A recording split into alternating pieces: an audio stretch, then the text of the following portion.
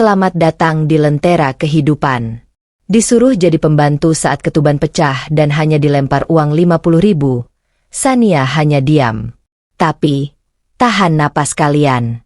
Detik-detik saat daster lusuhnya dilepas dan tagihan miliaran disodorkan ke wajah pelakor di rumah sakit miliknya sendiri, adalah balasan karma paling memuaskan tahun ini. Buat yang sudah subscribe, semoga diberi kelancaran rezekinya. Amin. Inilah kisahnya. Namaku Sania Maheswari, dan pada usia 29 tahun, aku telah menduduki puncak rantai makanan sebagai pemegang saham mayoritas dan Direktur Utama Nusantara Medica Group, jaringan rumah sakit VVIP terbesar di Asia Tenggara. Jika ada konglomerat yang sakit dan memiliki cukup uang untuk membeli nyawa kedua, mereka membayarnya kepadaku. Namun, lihatlah aku sekarang. Aku berlutut di atas lantai marmer Carrara yang dingin, mengenakan daster lusuh bermotif bunga pudar, menahan beban perutku yang membesar karena kehamilan 8 bulan. Tanganku yang biasa memegang pena Mont Blanc untuk menandatangani likuidasi aset bernilai triliunan, kini memeras kain pel yang kotor. Ini adalah panggung sandiwaraku.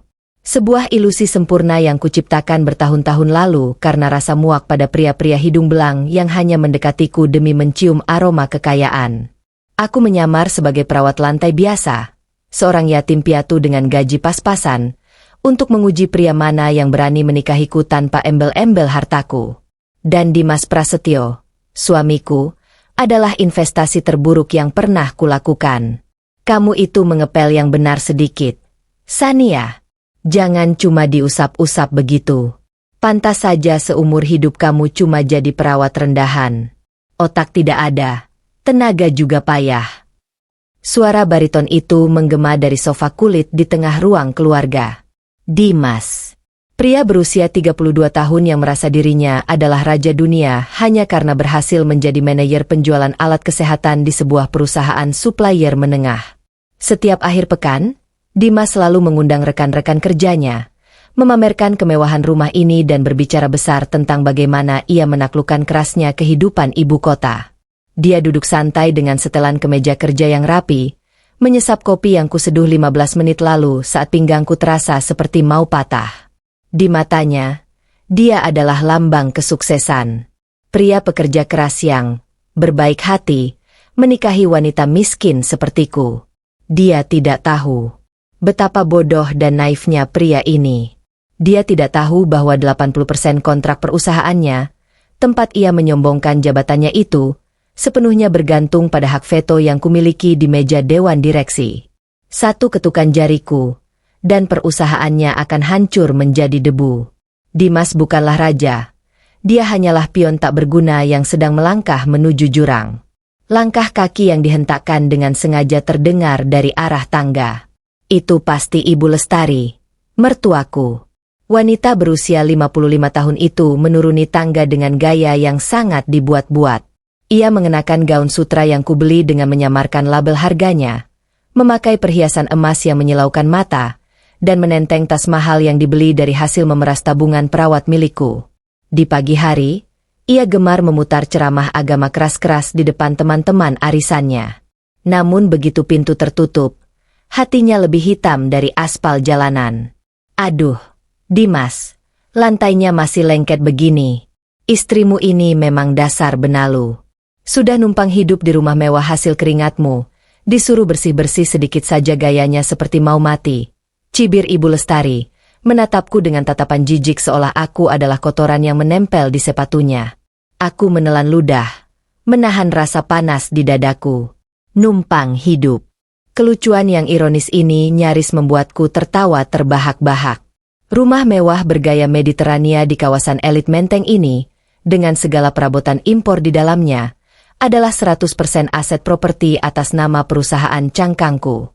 Dimas hanya numpang nama di tagihan listrik agar harga dirinya sebagai laki-laki tidak terluka. Mereka berdua sedang berdiri di atas tanahku, bernapas di bawah atapku, dan menghinaku sebagai parasit. Sudahlah, M.A. Namanya juga orang susah dari lahir. Nanti kalau anak ini sudah lahir, aku janji akan cari cara supaya kita tidak perlu lagi melihat wajah suramnya setiap hari. Sahut Dimas santai, sama sekali tidak mempedulikan keringat dingin yang mengucur di pelipisku akibat kontraksi palsu. Aku menunduk, menyembunyikan senyum dinginku di balik helai rambut. Silakan. Teruslah menggali kuburan kalian sendiri. Saat aku berdiri untuk memeras kain pel, hidungku yang sensitif menangkap sesuatu. Aroma parfum murahan yang menyengat, campuran antara ekstrak vanila sintesis dan alkohol pasar malam. Wangi itu menempel kuat di kerah kemeja kerja Dimas. Itu jelas bukan parfumku. Aku hanya menggunakan bat carat secara diam-diam. Ini bukan pertama kalinya. Pukul 12 malam tadi, saat Dimas mendengkur keras, aku telah menyusup ke ponselnya menggunakan perangkat lunak pelacak tingkat militer yang biasa kugunakan untuk mengamankan data pasien VVIP. Sebagai wanita yang terbiasa membaca laporan portofolio investasi senilai ratusan miliar, melacak mutasi rekening bank kelas menengah milik Dimas adalah permainan anak kecil. Apa yang kutemukan di sana sudah lebih dari cukup untuk memulai sebuah audit forensik atas rumah tanggaku sendiri. Mutasi rekening Dimas dipenuhi dengan transaksi pemesanan kamar hotel bintang 3 dan transfer uang tunai secara rutin ke sebuah rekening atas nama Siska Amanda.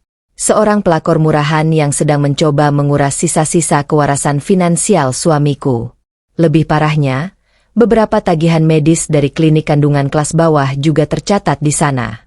Entah siapa yang sedang dihamili oleh suamiku, tapi satu hal yang pasti, Dimas sedang menumpuk aset beracun dalam bentuk utang demi membiayai wanita jalanan, sementara untuk membeli vitamin kehamilanku saja, ia selalu berteriak soal efisiensi. Anak kandungnya sendiri diabaikan, dipaksa mengepel lantai hingga kelelahan.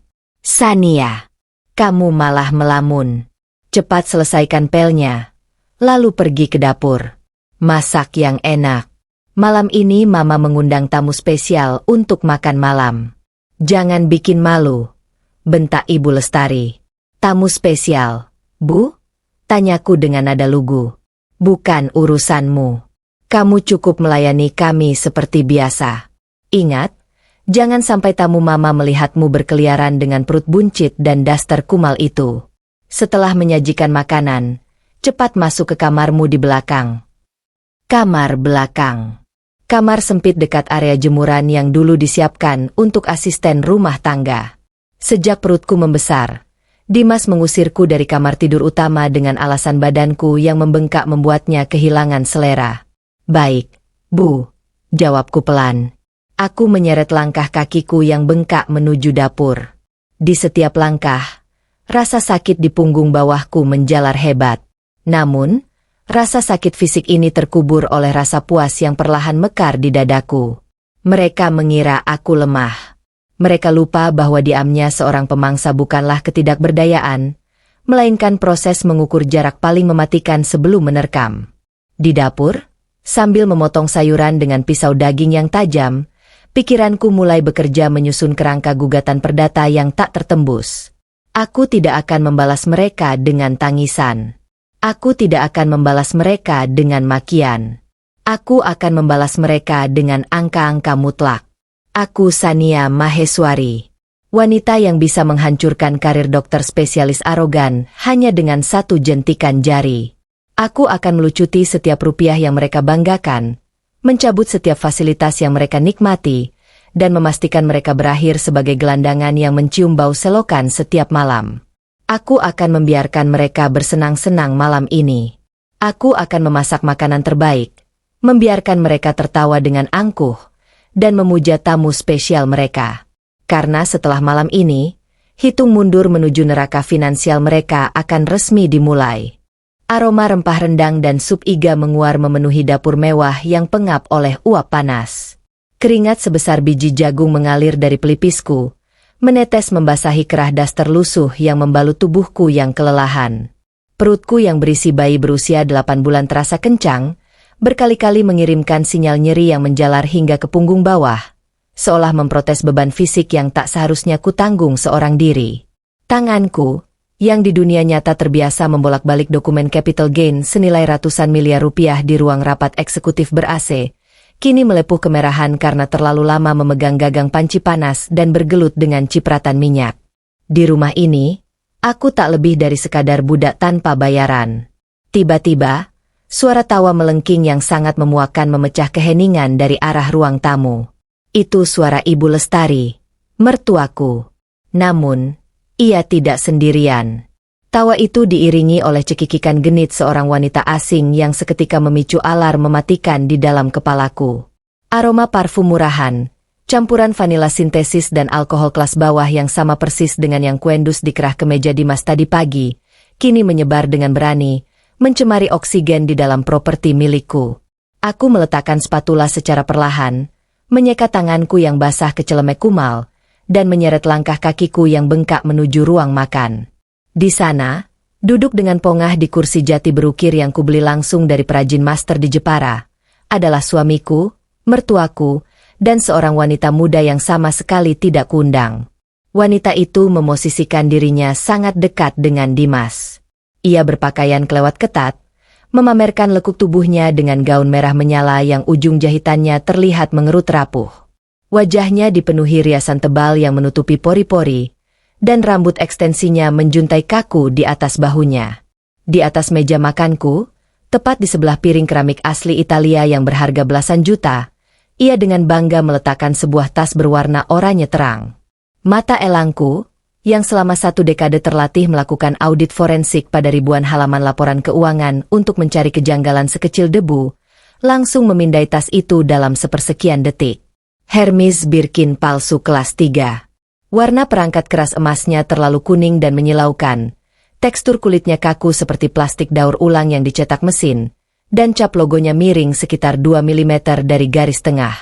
Wanita ini sama sekali bukan sosialita elit yang bisa diandalkan secara finansial. Dia murni seorang pelakor murahan yang sedang bermain peran menjadi orang kaya dengan bermodalkan kepercayaan diri yang salah tempat. Sania berdiri saja di situ seperti patung. Lama sekali kerjamu. Cepat sajikan makanannya. Tamu penting mama sudah kelaparan. Bentak Ibu Lestari dengan suara tajam begitu matanya menangkap sosokku yang berdiri diam di ambang pintu dapur. Siska Amanda. Nama yang kuingat jelas dari deretan mutasi rekening Dimas yang mencurigakan, menoleh padaku. Ia memindai penampilanku dari ujung rambut yang berantakan hingga sandal jepit tipis di kakiku dengan tatapan merendahkan yang luar biasa arogan. Bibirnya yang dipoles lipstik tebal menyunggingkan senyum mengejek yang membuat darahku mendidih dalam diam. Oh, ampun, jadi ini pembantunya ya, Tante? Ya ampun, kasihan sekali. Sedang hamil tua tapi kerjanya lambat dan tidak enak dipandang. Harusnya Mas Dimas cari asisten rumah tangga yang lebih gesit dan bersih. Ucap Siska dengan nada manja yang dibuat-buat. Tangannya dengan sengaja merayap naik, menyentuh dan mengusap pelan lengan suamiku di hadapanku. Dimas berdehem pelan. Pria itu tampak sedikit salah tingkah di awal. Namun arogansinya dengan cepat mengambil alih karena ia jelas-jelas menikmati sentuhan pemujaan itu. Wajah bodohnya berusaha memancarkan wibawa palsu. Iya, begitulah. SIS. Namanya juga orang numpang hidup. Bisanya cuma merepotkan dan menguras beras di rumah. Makanya aku sangat butuh wanita yang selevel denganku. Wanita berkelas sepertimu, yang bisa mengimbangi kesuksesan karirku. Jawab Dimas tanpa sedikit pun rasa malu atau bersalah melihat istrinya yang sedang hamil anak kandungnya dihina tepat di depan matanya. Ibu Lestari mengangguk antusias, menambahkan bahan bakar ke dalam api penghinaan. Betul sekali, Siska sayang. Dimas ini manajer sukses. Masa depannya cerah. Dia tidak pantas bersanding dengan wanita rendahan yang cuma jadi benalu di keluargaku. Ibu butuh menantu sepertimu, cantik, berpendidikan, dan dari keluarga terpandang. Keluarga terpandang? Aku hampir tertawa sinis mendengarnya. Aku tahu persis Siska Amanda hanyalah pengangguran berkedok selebgram yang tagihan pinjaman online-nya menumpuk hingga dikejar debt collector. Segala kemewahan yang ia kenakan hari ini dibiayai dari kartu kredit suamiku, yang tagihannya kelak akan meledak menjadi aset beracun mematikan. Aku menundukkan pandanganku, meredam kilat membunuh yang siap merobek leher mereka. Maafkan kelambanan saya, Nyonya. Makanannya segera saya siapkan, ucapku dengan nada pelan, patuh, dan terdengar sangat putus asa. Sebuah akting pemenang penghargaan. Aku melangkah maju, menghidangkan mangkuk-mangkuk kristal berisi makanan panas ke hadapan mereka. Aku menuangkan air es ke dalam gelas Dimas, memastikan tanganku sedikit gemetar agar terlihat lemah. Saat aku berdiri di dekat Dimas, aku bisa mendengar detak jantungnya yang tenang, membuktikan betapa tidak berharganya diriku di matanya. Pria ini telah membuang nuraninya demi sepotong daging murah berbalut kemewahan palsu. Sudah, sana. Cepat masuk ke kamarmu di belakang. Jangan merusak pemandangan di sini. Dan jangan berani-berani keluar sebelum tamu kami pulang. Perintah Ibu Lestari, mengibaskan tangannya mengusirku selayaknya mengusir lalat yang mengganggu pesta mewahnya. Baik, Bu, bisikku. Aku berbalik dan menyeret langkahku menjauh dari ruang makan, meninggalkan mereka yang mulai tertawa lepas dan menikmati makanan hasil keringatku. Aku berjalan menyusuri lorong menuju kamar sempit di area belakang yang kini menjadi tempat pengasinganku. Namun, begitu pintu kayu kamar itu tertutup rapat dan kuncinya diputar, postur tubuhku yang bungkuk dan lemah seketika lenyap. Bahu yang tadi turun kini tegak menantang. Wajah yang tadi memelas berubah sedingin bongkahan es di kutub utara. Aku bukan lagi istri tertindas yang patuh. Aku adalah sang eksekutor yang bersiap menjatuhkan vonis hukuman mati pada neraca keuangan mereka. Aku melangkah menuju koper tua di bawah ranjang, menariknya keluar, dan membuka resleting tersembunyi. Dari baliknya, aku mengeluarkan sebuah laptop berspesifikasi militer dengan enkripsi tingkat tinggi, benda yang menjadi pusat komando kerajaan medisku. Aku menyalakan layar, mengetikkan kata sandi yang rumit, dan dalam hitungan detik, seluruh jaringan finansial Dimas terpampang nyata di hadapanku. Aku melihat sisa limit kartu kreditnya yang kian menipis karena terus digesek untuk membelikan barang-barang palsu Siska. Aku melihat asuransi kesehatannya yang selama ini kusubsidi secara diam-diam. Jariku menari cepat di atas keyboard. Aku membuka blokir batas pinjaman pada kartu kredit utamanya. Silakan, Dimas. Gesek terus kartumu. Belikan pelacurmu itu lebih banyak tas plastik dan makan malam mewah. Aku akan membiarkanmu menggali lubang utangmu sedalam mungkin, sebelum aku mengaktifkan sistem auto-debit untuk menarik semua tagihan perusahaannya dari rekening pribadinya. Aku juga membuka portal otoritas jasa keuangan, menyiapkan draft pelaporan penunggakan kredit untuk memastikan nama Dimas Prasetyo segera masuk dalam daftar blacklist BI pada detik yang tepat nanti. Saat itu terjadi, jangankan untuk membeli rumah mewah, untuk menyewa kamar kos saja ia tidak akan mampu. Mereka menyebutku pembantu? Mereka menyebutku parasit? Aku tersenyum menyeringai ke arah layar laptop yang berpendar kebiruan. Senyum yang penuh dengan perhitungan mematikan dan antisipasi yang kejam. Bersenang-senanglah malam ini, Dimas. Makanlah dengan kenyang, Ibu Lestari. Karena esok, kalian berdua dan pelakor murahan itu akan menyadari bahwa kalian hanyalah parasit bodoh yang selama ini memakan umpan beracunku. Kalian semua akan berakhir sebagai sampah sejarah yang membusuk di dalam gubuk reot. Dan ketika kalian terlempar menjadi gelandangan tanpa arah, aku sendirilah yang akan memastikan kalian terus mencium bau selokan di sisa umur kalian. Permainan ini baru saja naik ke level berikutnya. Dan akulah satu-satunya pemain yang memegang kendali penuh atas papan caturnya. Aku mengusap perutku yang membuncit, berjanji pada pewaris tunggalku bahwa ayah biologisnya yang tak berguna ini akan segera menghadapi sebuah gugatan perdata yang akan memiskinkannya hingga ke tulang sumsum. Sinar matahari pagi menembus celah gorden berbahan beludru tebal di ruang tengah. Aku sudah bangun sejak pukul 4 pagi, mencuci tumpukan kemeja kerja Dimas menggunakan tangan, karena Ibu Lestari mengklaim mesin cuci merusak serat kain mahal putranya. Tanganku memucat, keriput karena terlalu lama terendam air deterjen murahan. Pinggangku serasa ditusuk ribuan jarum. Perutku yang berisi pewaris sah tunggal dari seluruh kerajaanku, terasa tegang dan berat. Aku mengenakan daster lusuh andalanku, menutupi identitas asliku di balik kain katun yang sudah menipis di bagian sikunya. Di dunia nyata, jika seorang staf kebersihan di jaringan rumah sakitku bekerja lebih dari 8 jam, aku akan memecat manajer HRD yang membiarkannya. Di sini, aku membiarkan diriku disiksa oleh dua manusia hina yang sejatinya hidup dari tetesan keringatku. Mereka mengira aku lemah. Mereka tidak tahu bahwa setiap rintihan pelanku adalah senandung kematian untuk masa depan finansial mereka. Langkah kaki berat terdengar menuruni tangga marmer. Dimas muncul dengan wajah kuyu namun penuh tuntutan. Semalam, ia baru saja mengantar Siska pulang setelah makan malam menjijikan itu. Pagi ini, ia terlihat gelisah. Matanya langsung tertuju padaku yang sedang mengelap meja makan kaca. Sania, berhentilah menggosok meja itu. Duduk. Ada yang mau aku bicarakan, perintahnya dengan nada dingin, sama sekali tidak melirik wajahku yang pucat. Aku meletakkan lem basah itu dan duduk di kursi kayu, menunduk patuh layaknya istri tertindas. Ada apa, Mas? Tanyaku dengan suara serak. Berikan kartu ATM gajimu. Aku butuh tambahan dana hari ini, ucapnya tanpa basa-basi, menengadahkan telapak tangannya tepat di depan wajahku. Arogansinya begitu pekat hingga membuat udara di ruangan ini terasa beracun. Aku menatap telapak tangannya dengan tatapan kosong yang sengaja kuciptakan. Untuk apa, Mas? Bukankah gajimu baru turun minggu lalu? Uang tabunganku hanya sisa 15 juta. Itu persiapanku untuk biaya melahirkan di bidan nanti, seperti yang ibu minta. Jawabku, memasang wajah memelas yang sangat meyakinkan.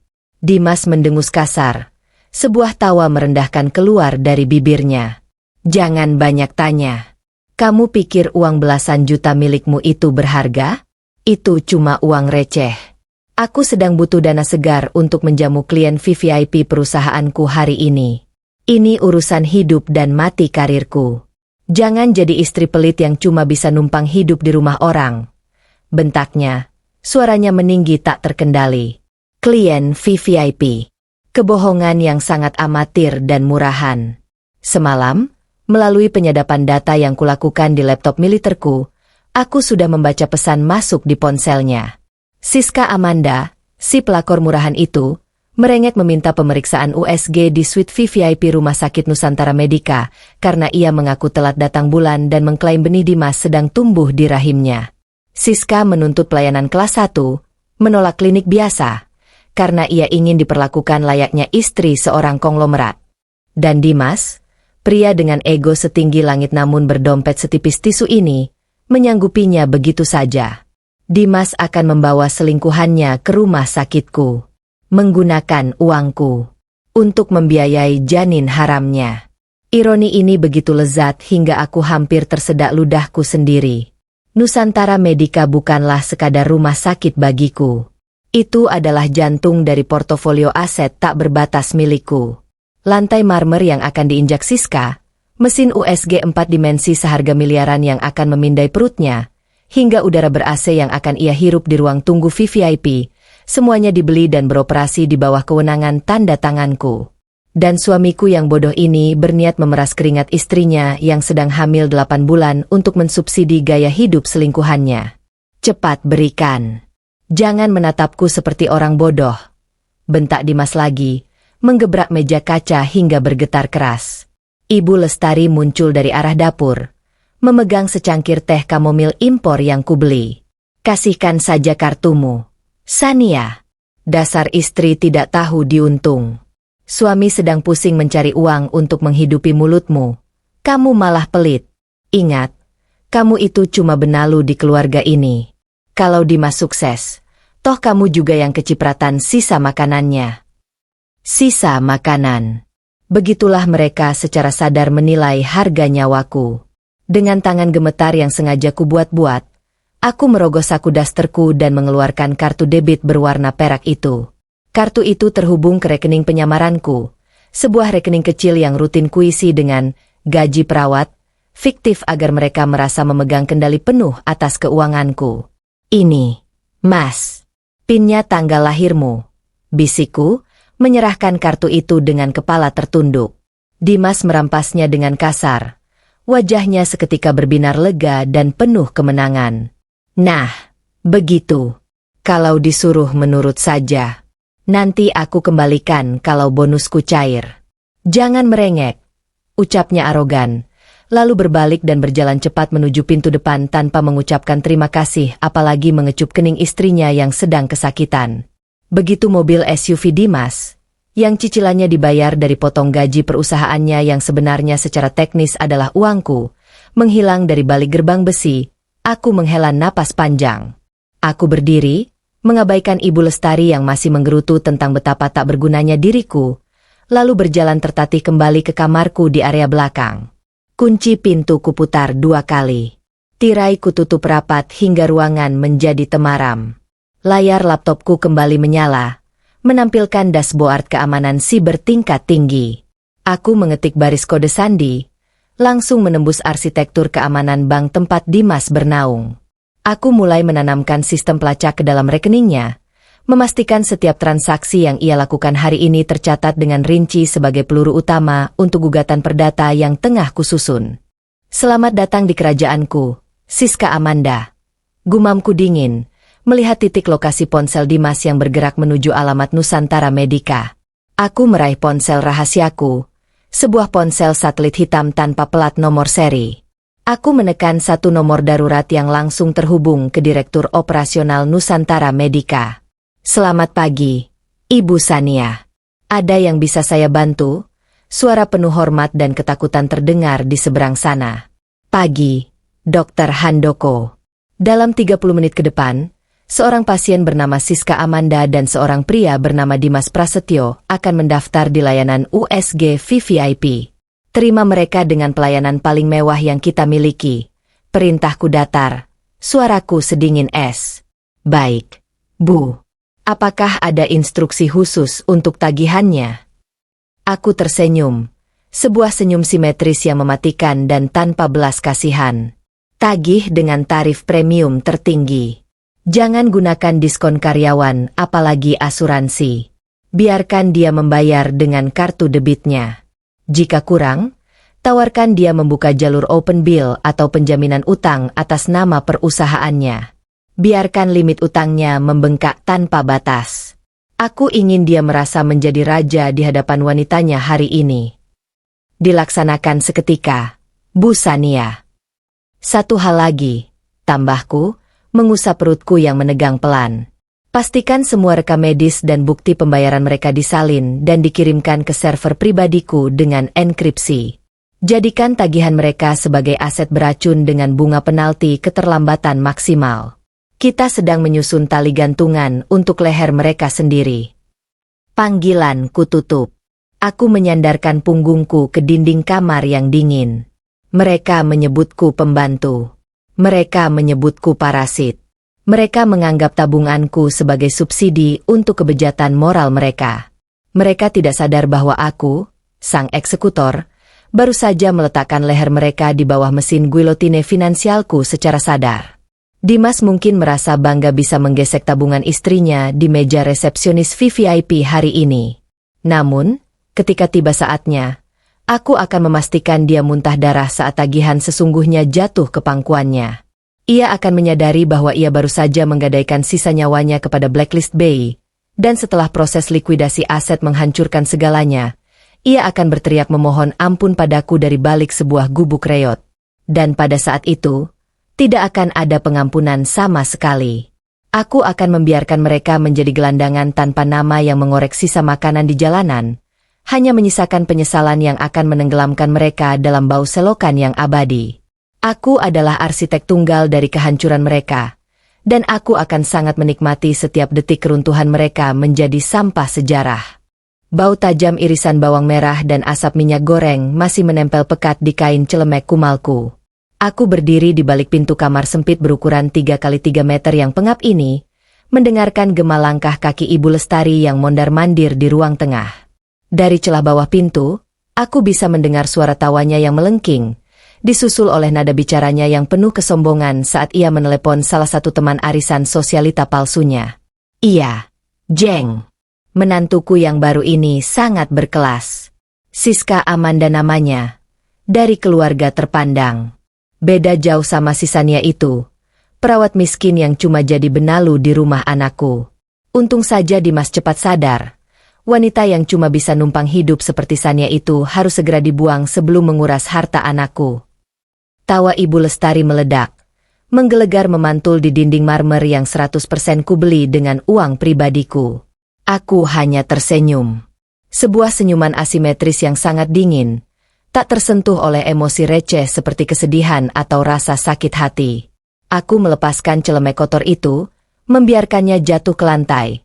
Namun aku tetap mengenakan daster lusuh andalanku. Pakaian usang ini adalah saksi bisu, sebuah seragam kamuflase yang menyembunyikan predator puncak di dalam kandang domba.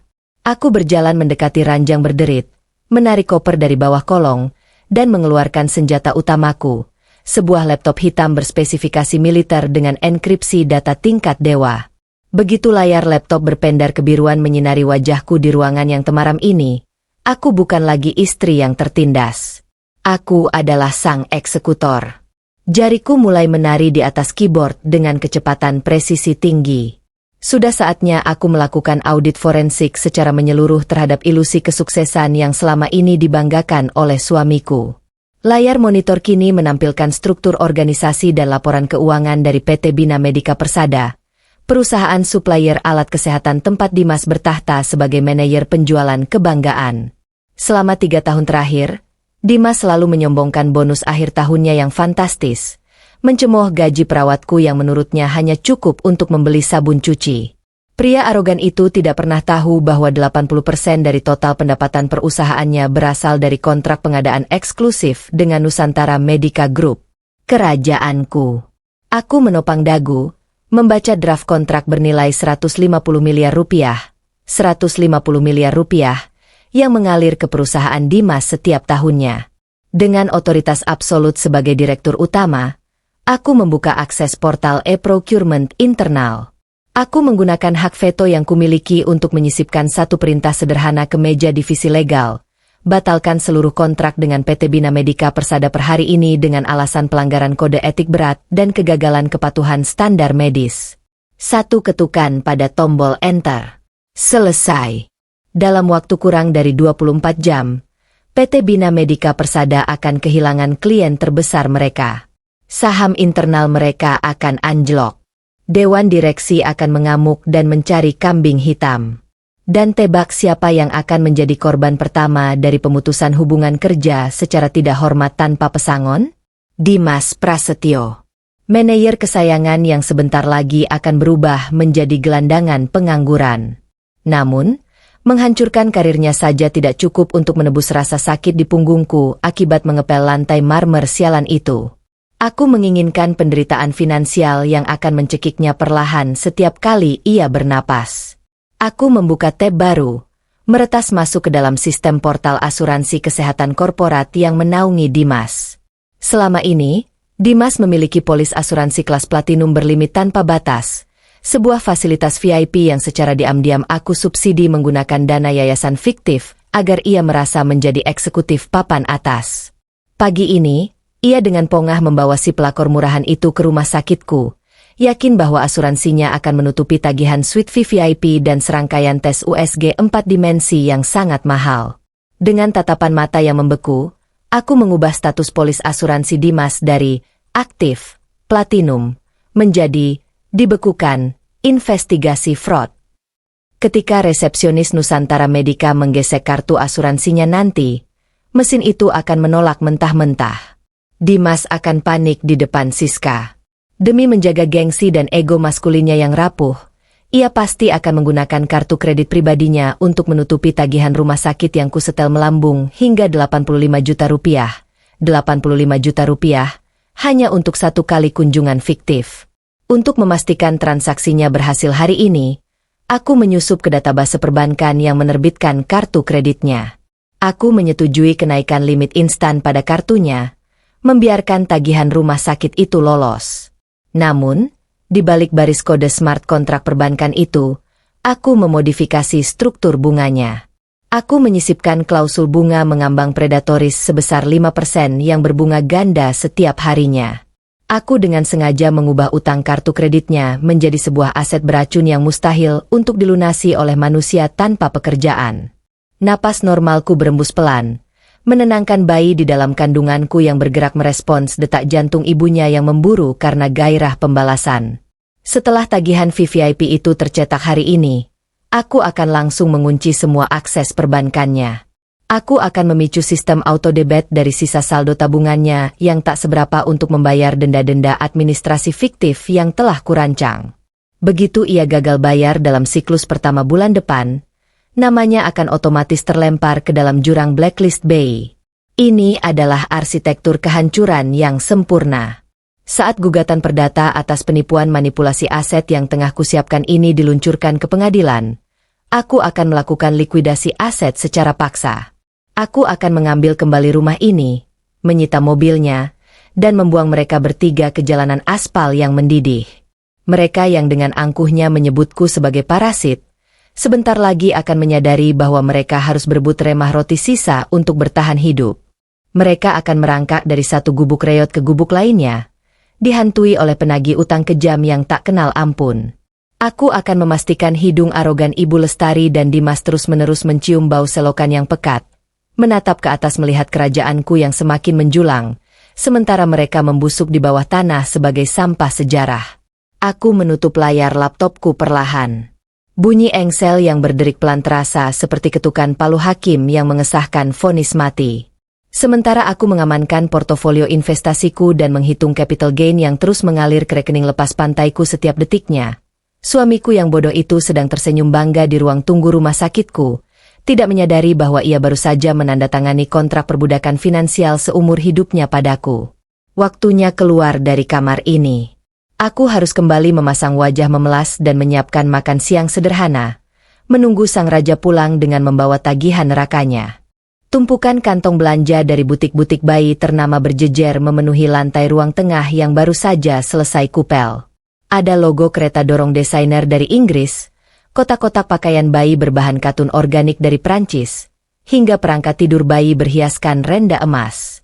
Warnanya mencolok, memantulkan cahaya lampu kristal yang menggantung angkuh di atas kepala kami. Di tengah lautan barang mewah itu, berdiri Ibu Lestari dan Siska Amanda. Mereka tertawa renyah, merayakan kemenangan dangkal mereka seolah baru saja menaklukkan dunia. Sementara aku, masih mengenakan daster lusuh kebesaranku, berdiri di sudut ruangan sambil memegang nampan berisi 2 gelas jus jeruk prasegar yang baru saja mereka perintahkan untuk kubuat. Ya ampun, Siska sayang, pilihanmu memang tidak pernah salah. Stroller bayi berlapis emas mawar seharga 55 juta rupiah. 55 juta rupiah, ini sangat cocok untuk cucuku nanti. Cucuku dari darah daging keluarga terpandang harus mendapat fasilitas nomor 1, bukan barang loak murahan. Pekik Ibu Lestari dengan suara melengking, sengaja menaikkan volume suaranya agar setiap silabel hinaan itu menembus telingaku. Siska mengibaskan rambut ekstensinya, menyentuh perut ratanya yang ia klaim berisi janin Dimas dengan gaya protektif yang memuakan. Senyumnya melebar, menampilkan deretan gigi yang di veneer terlalu putih. Tentu saja, Tante. Bayi ini kan calon pewaris kekayaan Mas Dimas. Dia tidak boleh bernapas menghirup debu murahan. Tidak seperti bayi yang dikandung perempuan numpang hidup di pojokan itu. Bayinya pasti sudah terbiasa dengan kemiskinan dan bau dapur, sindir Siska terang-terangan, melirik tepat ke arah perutku yang membuncit besar. Mereka berdua menatapku dengan tatapan merendahkan yang sangat absolut. Di mata mereka, aku hanyalah seekor parasit yang menempel pada pohon uang bernama Dimas Prasetyo. Aku menundukkan pandanganku, memasang ekspresi tertindas yang sempurna. Ini jusnya, Nyonya, Mbak Siska. Apakah ada tambahan lain? Tanyaku dengan suara bergetar, menyajikan gelas-gelas itu ke atas meja marmer. Ibu Lestari mendengus kasar. Taruh saja di situ. Dan jangan berani-berani menyentuh barang-barang cucuku dengan tangan kotormu. Bayi perempuanmu itu kelak cukup pakai baju bekas dari pasar loak saja. Dimas sudah bilang padaku, dia tidak sudi membuang gajinya untuk bayi dari benalu sepertimu. Benalu. Kata itu berdengung di telingaku. Namun alih-alih menyakiti, kata itu justru memicu tawa dingin di dalam rongga dadaku. Jika ada yang menumpang hidup di sini, itu adalah mereka. Aku melangkah mundur, membiarkan mereka kembali membongkar kantong-kantong belanjaan itu dengan histeris. Siska dengan bangga mengeluarkan struk-struk panjang dari dalam dompet palsunya. Ia memamerkan total belanjaan hari ini yang menembus angka 120 juta rupiah. 120 juta rupiah. Semua digesek mulus menggunakan kartu kredit atas nama Dimas Prasetyo. Mas Dimas itu memang luar biasa. Tante, tadi waktu kartunya sempat hampir decline di butik terakhir, dia langsung menelepon bank dan meminta kenaikan limit saat itu juga. Dia rela memberikan apa saja untukku dan bayi kami.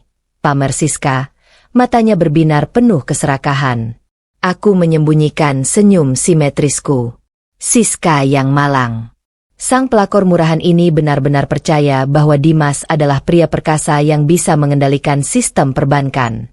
Ia tidak tahu bahwa panggilan telepon Dimas ke bank tadi pagi tidak akan pernah membuahkan hasil jika aku, sang eksekutor di balik layar, tidak memberikan otorisasi rahasia melalui portal perbankan yang kuretas. Aku sengaja melepaskan bendungan limit kartu kredit Dimas. Aku membiarkan angkanya membengkak secara eksponensial. Namun, sebagai gantinya, aku telah menanamkan klausul jebakan. Setiap rupiah yang digesek Siska hari ini telah resmi bermutasi menjadi aset beracun dengan tingkat bunga berbunga yang paling mencekik. Mereka sedang merayakan kemewahan dengan uang ilusi. Uang yang sebenarnya tidak pernah dimiliki oleh Dimas. Suamiku yang bodoh itu telah menggali lubang kuburnya sendiri, menumpuk utang ratusan juta rupiah hanya demi gengsi semu untuk mengesankan seorang wanita yang bahkan tasnya saja terbuat dari kulit sintesis murahan. Iya dong, anakku kan manajer sukses. Karirnya sedang meroket. Besok dia akan ada penandatanganan perpanjangan kontrak besar dari rumah sakit pusat. Gaji dan bonusnya pasti akan tumpah ruah. Bangga Ibu Lestari, menepuk dada dengan angkuh. Penandatanganan kontrak besar? Aku hampir tertawa terbahak-bahak. Ibu Lestari tidak tahu bahwa beberapa jam yang lalu, melalui laptop militerku, aku telah mengeksekusi hak veto milikku untuk membatalkan seluruh kontrak perusahaannya. Tidak akan ada bonus. Tidak akan ada perpanjangan kontrak. Yang ada hanyalah surat pemecatan tidak hormat untuk putranya esok pagi. Dan ketika surat pemecatan itu tiba, tagihan kartu kredit yang hari ini mereka gesek dengan penuh euforia akan jatuh tempo. Sistem autodebit yang telah kuatur akan mencoba menarik dana dari rekening Dimas yang sudah kosong melompong. Penolakan sistematis akan terjadi. Denda keterlambatan akan menumpuk dalam hitungan jam. Dan dalam siklus pelaporan berikutnya, nama Dimas Prasetyo akan resmi tertancap di pusat data blacklist BI. Karir finansialnya akan mati sebelum ia sempat menyadarinya. Ini bukan sekadar balas dendam. Ini adalah mahakarya seni finansial. Aku sedang melakukan audit forensik langsung di depan mata mereka, menghitung setiap sen kebodohan yang mereka lakukan. Aku tidak perlu berteriak atau menangis untuk menyakiti mereka. Aku hanya perlu membiarkan mereka mabuk oleh keangkuhan mereka sendiri. Sania, kenapa kamu masih di situ? Cepat ambil sapu dan bersihkan debu dari sepatu kami. Kami habis berjalan jauh di mal mewah. Kotoran dari sana jauh lebih mahal daripada nyawamu. Perintah Ibu Lestari dengan nada memerintah bak permaisuri kerajaan. Baik, Bu, sahutku patuh, menundukkan kepala dan bergegas mengambil sapu. Aku menyapu debu imajiner di dekat kaki mereka, mencium aroma parfum murah dan kesombongan yang menjijikan. Silakan injak aku hari ini. Silakan pamerkan kereta dorong emas itu. Karena dalam waktu dekat, saat pengacaraku melayangkan gugatan perdata atas penipuan manipulasi dana, aku akan melakukan likuidasi aset secara brutal tanpa ampun. Aku akan menarik kembali rumah mewah ini. Aku akan menyita setiap mobil yang pernah kubelikan. Dan barang-barang bayi mahal yang hari ini mereka pamerkan, akan kusita semuanya sebagai barang bukti, sebelum kulelang kembali untuk menambah capital gain ke dalam portofolio perusahaanku. Mereka yang hari ini tertawa di bawah lampu kristalku, esok lusa akan menangis meraung di dalam gubuk reot yang bocor. Mereka akan diusir sebagai gelandangan tak punya harga diri. Dan ketika mereka harus mengorek makanan dari tumpukan sampah sejarah, aku akan memastikan mereka mencium bau selokan yang sesungguhnya. Aku menatap lurus ke arah kereta dorong bayi seharga 55 juta itu. Benda itu berkilau, memantulkan kebodohan absolut penggunanya. Permainan ini semakin mendekati babak akhirnya. Dan aku sangat menikmati pertunjukan badut-badut malang yang tak sadar bahwa leher mereka sudah sepenuhnya terikat pada tali gantungan finansialku. Tunggu saja, Dimas. Tagihan nerakamu akan segera dikirim dengan ekspedisi paling cepat. Malam turun dengan keangkuhan yang pekat di atas langit Jakarta. Tepat pukul 8 malam, pintu utama rumah mewahku didobrak terbuka dengan kasar. Dimas melangkah masuk, memancarkan aura superioritas yang begitu tebal hingga membuat udara di sekitarnya terasa murahan. Tangannya mencengkeram sebuah map coklat tebal yang sudah sangat bisa kutebak apa isinya. Di belakangnya, Ibu Lestari mengekor dengan senyum licik yang terlukis jelas membingkai wajah tuanya. Aku sedang duduk bersimpuh di atas karpet wall Persia di ruang keluarga, melipat kemeja-kemeja mahal milik suamiku yang baru saja selesai kusetrika peluh. Aku masih setia mengenakan daster lusuh kebesaranku, menyembunyikan perut 8 bulanku yang sesekali menegang akibat kontraksi palsu. Berhenti melakukan pekerjaan rendahan itu. Sania, tatap mataku. Bentak Dimas, suaranya menggelegar memantul di dinding marmer. Aku menghentikan gerakanku, perlahan mendongak menatap wajah pria yang selama ini kuberi makan dari telapak tanganku sendiri. Ada apa, Mas? Kemeja ini harus segera disiapkan untuk meeting pentingmu besok pagi. Jawabku dengan nada pelan dan patuh, memasang topeng keluguan yang sempurna. Dimas mendengus sinis. Ia melemparkan map coklat itu tepat ke arahku. Kertas-kertas putih berjatuhan, berserakan di atas pangkuanku. Tanda tangani kertas itu sekarang juga.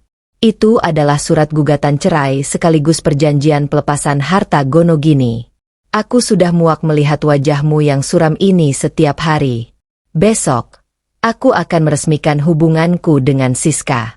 Jadi, wanita yang cuma bisa numpang hidup sepertimu harus segera angkat kaki dari propertiku tanpa membawa 1 sen pun. Ibu Lestari melipat tangannya di dada. Matanya memancarkan kebencian murni. Dimas benar. Kamu itu cuma parasit. Benalu tak tahu diri yang menyedot energi dan rezeki anakku. Siska sedang hamil pewaris keluarga kami, dan dia butuh rumah ini untuk membesarkan anaknya. Cepat tanda tangan dan kemasi barang rongsokanmu. Aku menatap lembaran kertas yang berserakan di pangkuanku, memungutnya dengan tangan yang sengaja ku gemetarkan. Air mata palsu mulai menggenang di pelupuk mataku, sebuah mahakarya akting manipulatif yang patut mendapat penghargaan tertinggi. Mas, apa kamu tega membuangku dan anak kandungmu sendiri demi wanita itu? Isakku tertahan. Jangan bawa-bawa anak itu untuk mencari belas kasihan. Kalian berdua cuma sampah sejarah dalam hidupku yang sempurna. Siska adalah wanita kelas atas, bukan gembel sepertimu, desis Dimas tanpa sedikit pun keraguan di matanya. Ah, Siska. Sang pelakor murahan yang bodoh itu benar-benar telah membutakan akal sehat suamiku. Sambil menyeka air mata buayaku, aku menunduk menatap deretan kalimat hukum yang tercetak di atas kertas tersebut.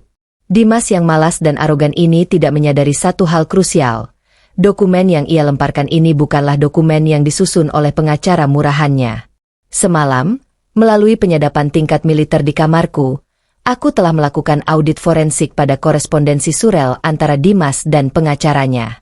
Dimas menuntut draft yang akan memaksaku keluar tanpa harta. Namun, sebagai sang eksekutor yang selalu berpikir 10 langkah ke depan, aku telah mencegat dokumen tersebut. Pagi tadi, saat Dimas mandi, aku membuka tas kerjanya dan menukar draft asli miliknya dengan dokumen replika yang kususun sendiri bersama tim legal korporasi tingkat atasku. Sampulnya sama persis. Ketebalan kertasnya identik. Jenis huruf dan spasi marginnya sengaja diduplikasi dengan sempurna. Namun, di balik kemiripan visual itu, klausul di dalamnya adalah tiket ekspres VVIP menuju neraka jahanam. Di bab 3 pasal 4 dokumen ini, tidak ada satupun kalimat yang menyatakan bahwa aku menyerahkan aset rumah kepadanya. Sebaliknya, dokumen ini berbunyi dengan sangat jelas. Pihak pertama, Dimas Prasetyo, secara sadar, tanpa paksaan, dan bersifat final, menyerahkan 100%, kepemilikan atas seluruh aset liquid, non-liquid, dan pendapatan masa depan kepada trust fund yang ditunjuk oleh pihak kedua, Sania Maheswari, untuk kepentingan anak kandung mereka. Lebih mematikan lagi, aku telah menyisipkan pasal aset beracun di halaman berikutnya. Pihak pertama mengikatkan diri secara hukum untuk menanggung secara pribadi seluruh liabilitas, denda, dan kewajiban utang piutang yang timbul dari pembatalan kontrak korporasi, serta membebaskan pihak kedua dari segala bentuk pertanggungjawaban perdata maupun pidana. Ini bukan surat cerai. Ini adalah surat penyerahan nyawa secara sukarela ke tiang gantungan. Dimas menyodorkan sebuah pena mahal, yang ironisnya kubeli dengan uang perusahaanku, ke wajahku. Cepat tanda tangan. Jangan pura-pura membaca. Otak sempitmu itu tidak akan mengerti bahasa hukum orang kaya. Perintahnya arogan. Aku mengambil pena itu, menggenggamnya perlahan. Mas, jika aku menandatangani ini, kamu tidak akan bisa menarik kembali kata-katamu. Semua akan berakhir malam ini juga. Pancingku pelan, memberikannya satu kesempatan terakhir yang kusediakan sekadar untuk formalitas moralitas yang sudah lama mati di dalam diriku. Aku tidak akan pernah menarik keputusanku. Membuangmu adalah keputusan finansial terbaik yang pernah kubuat. Tanda tangan. Aku menundukkan wajahku lebih dalam, menyembunyikan seringai iblis yang kini mekar sepenuhnya di bibirku. Baik, Mas. Di atas materai 10.000 yang menutupi ayat-ayat penghancurannya, aku menggoreskan tanda tanganku. Sebuah tanda tangan yang sama persis dengan yang selalu kugunakan untuk menyetujui triliunan rupiah di meja Dewan Direksi Nusantara Medica. Tanda tangan seorang ratu yang sedang menjatuhkan vonis mati pada pengkhianat kerajaannya. Aku menyerahkan pena dan dokumen itu padanya. Dimas merampasnya dengan kasar. Matanya hanya fokus pada ruang kosong di sebelah namaku. Tanpa membaca satu kata pun dari dokumen yang telah diubah secara radikal itu, tanpa menyadari bahwa ia baru saja menyetujui transfer kepemilikan seluruh hidupnya, Dimas membubuhkan goresan tanda tangannya yang besar dan angkuh. Selesai. Besok pagi aku akan mendaftarkan ini ke pengadilan, ucap Dimas penuh kemenangan, memasukkan dokumen mematikan itu kembali ke dalam map coklatnya. Ia dan ibunya tersenyum puas. Mereka merasa telah menang. Mereka merasa telah berhasil membersihkan rumah megah ini dari kotoran yang menodai lantai mereka. Mereka tidak sadar, dokumen yang kini dipeluk erat oleh Dimas adalah bom waktu termonuklir yang akan memicu proses likuidasi aset paling brutal dalam sejarah peradilan negara ini. Besok pagi, tepat saat dokumen itu tiba di meja Panitera, perusahaan Dimas akan memecatnya secara tidak hormat karena hak veto yang telah kugunakan hari ini. Surat yang ia tanda tangani malam ini akan menjadi bukti sah bagiku untuk memenangkan gugatan perdata yang akan melucuti semua hartanya. Seluruh bonus, pesangon, dan sisa tabungan yang ia miliki akan tersedot habis melalui sistem autodebit langsung menuju rekening perwalian putriku. Sementara itu, tagihan gaya hidup si pelakor akan jatuh tempo, menancapkan nama Dimas Prasetyo secara permanen di pusat data Blacklist Bay. Segala bentuk portofolio dan sisa capital gain yang ia mimpikan akan menguap begitu saja. Malam ini, biarlah Dimas dan Ibu Lestari tidur nyenyak di atas kasur berlapis sutra. Biarlah mereka bermimpi menjadi penguasa dunia. Karena dalam hitungan jam, mereka akan terseret paksa keluar dari istanaku, dilempar ke sebuah gubuk reot berdinding tripleks kusam. Suamiku yang sombong itu akan berubah wujud menjadi seorang gelandangan hina yang tidur beralaskan aspal kotor, terpaksa menghirup bau selokan yang menyengat di setiap tarikan napasnya yang putus asa. Perangkapnya telah tertutup rapat. Mangsanya telah mengunci dirinya sendiri dari dalam. Dan aku, sang sutradara utama, sudah tidak sabar menunggu tirai neraka ini segera dibuka esok hari. Pagi itu, langit Jakarta tampak mendung kelabu, seolah bersiap menyambut badai besar.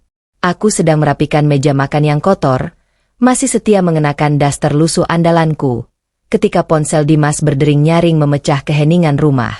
Dimas, yang sedang mengancingkan kemeja mahalnya dengan gaya angkuh, bersiap menuju kantor untuk menerima promosi, yang sebenarnya adalah surat pemecatan tidak hormat hasil hak veto milikku semalam, langsung menyambar ponselnya.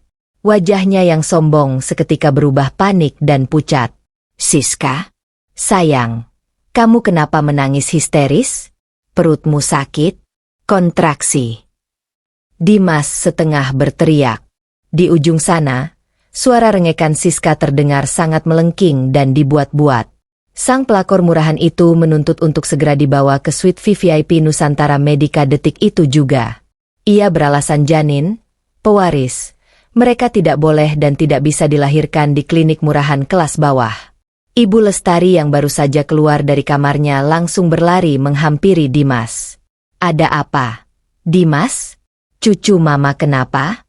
Cepat bawa dia ke rumah sakit terbaik.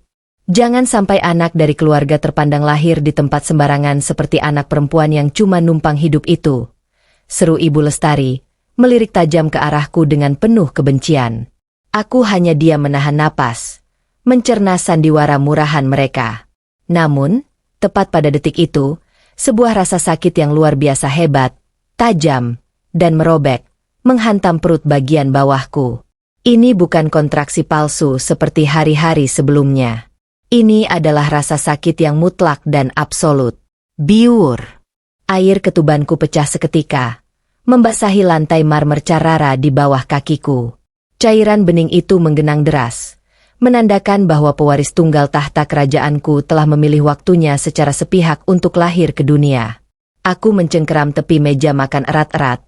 Tubuhku meluruh tanpa daya ke lantai. Napasku tersengal hebat. Mas Dimas, air ketubanku pecah. Tolong bawa aku ke rumah sakit. Bayi kita, dia mau lahir sekarang. Rintihku, mencoba meraih ujung celana kain suamiku.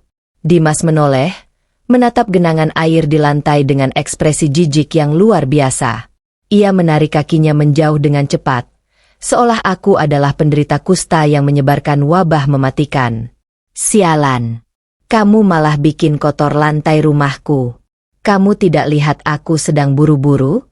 Siska sedang kesakitan parah. Bayinya jauh lebih penting dan berharga dari anakmu. Bentaknya tanpa sisa nurani. Rasa sakit kembali datang menyapu. Kali ini mengencangkan seluruh otot rahimku. Mas, ini anak kandungmu. Tolong bantu aku. Ibu Lestari maju selangkah, bukan untuk menolong, melainkan menendang pelantanganku yang berusaha menggapai sepatu Dimas. Jangan manja dan berlagak drama. Kamu itu cuma parasit. Wanita miskin sepertimu itu badannya kuat. Lahir di dukun beranak juga pasti bisa. Dimas harus segera menjemput Siska. Mobil kami terlalu mewah untuk dikotori oleh darah kotor benalu sepertimu. Benar kata Mama. Potong Dimas sangat dingin. Ia merogoh dompet kulitnya, menarik selembar uang Rp50.000 yang lecek, dan melemparnya tepat ke wajahku yang berkeringat dingin. Uang itu melayang dan jatuh mengambang di atas genangan air ketubanku. Ambil uang itu. Jalan kaki ke depan kompleks, naik angkot, dan pergi ke bidan kampung di ujung gang. Aku tidak akan membuang limit kartu kreditku untuk membiayai kelahiran sampah sejarah yang tidak berguna ini. Seluruh dana dan asuransiku harus difokuskan untuk persalinan VVIP Siska. Dimas memutar tumitnya dengan angkuh. Ia dan Ibu Lestari berlari keluar rumah dengan panik, membanting pintu utama dengan keras. Mesin mobil SUV mewah, kendaraan yang ironisnya dicicil menggunakan dana dari perusahaan yang sepenuhnya berada di bawah cengkramanku, menyala, menderu meninggalkan pekarangan. Mereka menelantarkan seorang ibu yang sedang bertaruh nyawa di atas lantai dingin rumahnya sendiri. Keheningan yang mencekam langsung mengambil alih ruangan luas ini. Hanya terdengar deru napasku yang memburu. Rasa sakit di rahimku memang nyata, mengoyak saraf-saraf di tubuhku, tetapi rasa sakit di hatiku telah mati rasa sejak lama. Pengkhianatan pamungkas ini bukanlah sebuah tragedi. Ini adalah validasi akhir. Pembebasan absolut dari sandiwara murahan yang telah membuatku muak luar biasa. Aku menutup mataku sejenak, mengatur ritme pernapasan dengan teknik relaksasi tingkat tinggi. Rasa panik? Tidak ada kamus panik dalam hidup seorang Sania Maheswari. Otakku yang terbiasa memproses rumitnya audit forensik korporat kini bekerja dengan kejernihan maksimal, memilah antara rasa sakit fisik dan kalkulasi pembalasan dendam. Aku merogoh saku dasterku yang basah, mengeluarkan ponsel satelit hitamku. Dengan satu ketukan stabil, aku menghubungi nomor darurat. Kirimkan tim ekstraksi medis VVIP beserta pengawalan lapis baja ke kediaman utamaku. Sekarang. Kode merah. Pewaris sedang dalam perjalanan. Suaraku tidak lagi bergetar sedikit pun. Tidak ada lagi rintihan istri yang memelas. Aku sepenuhnya menjelma menjadi sang eksekutor. Sambil menahan gelombang kontraksi, jariku menari di atas layar sentuh. Aku membuka akses ke sistem administrasi utama Nusantara Medica Group. Mereka menginginkan suite VVIP. Aku akan memberikannya dengan karpet merah menuju kebangkrutan. Aku memerintahkan Direktur Operasional Rumah Sakit untuk menerima Siska dan Dimas Ba anggota keluarga kerajaan fiktif. Aku menginstruksikan mereka untuk menyodorkan formulir autodebit penjaminan biaya kelas premium tanpa batas kepada Dimas. Suamiku yang gila hormat itu pasti akan menandatanganinya tanpa membaca rincian angkanya. Tepat seperti saat ia buta huruf menandatangani penyerahan hartanya tadi malam. Aku akan membiarkan Dimas membakar limit kreditnya, hingga ia resmi memicu algoritma aset beracun yang telah kutanamkan. Setiap menit Siska bernapas menghirup oksigen medis di ruangan mewah itu, utang Dimas akan membengkak gila-gilaan, mendorong namanya terperosok ke dasar jurang blacklist BI. Menarik sekali, Dimas, desisku di tengah jeda kontraksi. Kamu membuangku seperti sampah busuk untuk menyelamatkan pelacurmu. Tapi kamu lupa, singgasana yang sedang kamu tuju dengan kebanggaan palsu itu adalah rumahku sendiri. Suara sirene ambulans sayup-sayup mulai terdengar dari kejauhan. Bukan satu, melainkan 3 unit ambulans VVIP berwarna hitam legam dengan pengawalan mobil patroli polisi Forager melaju kencang memasuki pekarangan rumahku. Pintu utama didobrak terbuka. 10 orang staf medis berjas putih berlari masuk, dipimpin oleh dokter kandungan senior paling mahal di negeri ini, Dr. Hermawan, membawa tandu hidrolik canggih. Di belakang mereka, barisan bodyguard elit berseragam serba hitam dengan senjata tersembunyi mengamankan perimeter, memastikan tidak ada satu debu pun yang melukai pimpinan tertinggi mereka. Ibu Sania. Astaga, kami di sini, ucap Dr. Hermawan dengan wajah pucat pasi karena panik melihat atasannya terbaring di lantai dengan kondisi ketuban pecah. Bawa aku ke rumah sakit. Suite kepresidenan di lantai teratas. Siapkan ruang bersalin VVIP utama sekarang. Perintahku dingin, suaraku memotong kepanikannya seperti pedang bedah. Saat para medis mengangkat tubuhku dengan sangat hati-hati ke atas tandu berlapis kain steril, aku menatap lembaran Rp50.000 milik Dimas yang tertinggal di lantai kotor. Itu adalah harga yang ia tetapkan untuk nyawaku dan pewaris tunggalku. Sebagai gantinya, aku akan melayangkan gugatan perdata senilai Rp50 miliar, Rp50 miliar untuk ganti rugi imaterial, manipulasi psikologis, dan penelantaran anak secara sadar. Aku akan melakukan proses likuidasi aset miliknya, hingga tak tersisa sehelai benang pun di tubuhnya. Semua hartanya? Nol. Semua portofolio investasi palsu dan harapan capital gain miliknya akan hangus terbakar menjadi abu.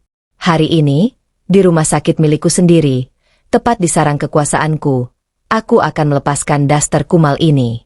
Aku akan turun dari ranjang persalinanku bukan sebagai istri lemah yang menangis, melainkan sebagai seorang ratu yang murka dan tak kenal ampun. Aku akan memastikan Dimas, Ibu Lestari, dan sang pelakor hina itu diseret keluar dari rumah sakitku secara paksa. Aku akan melempar mereka ke dalam sebuah gubuk reot yang paling hina di ujung kota. Aku menginginkan mereka menjadi gelandangan permanen yang meratapi nasib memeluk lutut erat-erat sambil menghirup bau selokan yang pekat. Hitung mundur kehancuran mereka tinggal dalam hitungan menit. Dan aku tidak sabar untuk menyaksikan langsung ekspresi kebodohan tak terhingga mereka saat palu godam realitas akhirnya menghancurkan tengkorak kesombongan mereka menjadi serpihan debu. Aku membelai lembut pipi kemerahan putri kecilku yang tertidur pulas di dalam inkubator emas Presidential Suite Nusantara Medica. Persalinan berjalan sangat cepat dan lancar berkat tim medis VVIP terbaik di Asia. Tidak ada lagi rintihan kesakitan, tidak ada lagi genangan air ketuban di atas lantai marmer, dan yang paling penting, tidak ada lagi daster lusuh yang menempel di tubuhku. Saat ini, aku mengenakan setelan piyama sutra desainer berwarna hitam pekat, membalut posturku yang perlahan pulih dengan keanggunan seorang penguasa mutlak. Rambutku ditata rapi oleh penata rias pribadiku. Aku menatap pantulan diriku di cermin besar. Sang istri tertindas telah mati di lantai marmer itu. Kini, sang eksekutor telah sepenuhnya bangkit dari abu penindasan, bersiap menjatuhkan hukuman pancung pada mereka yang berkhianat. Pintu suite diketuk pelan. Dr. Handoko, direktur operasional kerajaanku, masuk dan membungkuk hormat 90 derajat hingga nyaris menyentuh lututnya. Lapor, Ibu Sania. Pasien Siska Amanda tidak mengalami kontraksi persalinan.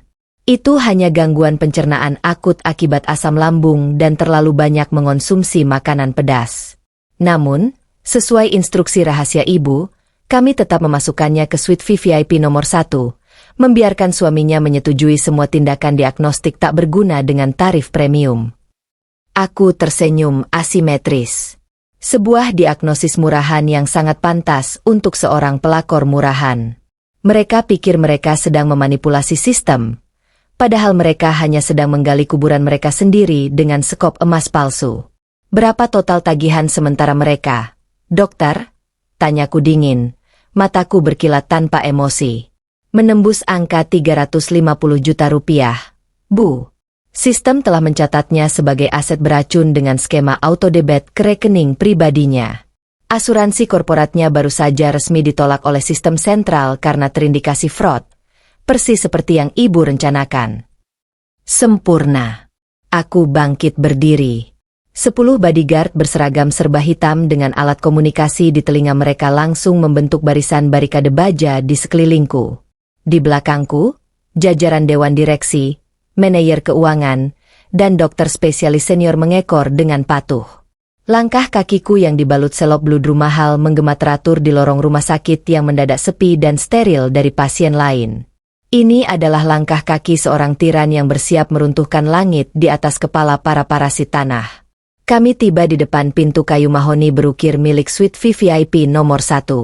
Dari balik celah pintu yang tidak tertutup rapat itu, terdengar gelak tawa Ibu Lestari yang melengking menjijikkan, menembus keheningan lorong.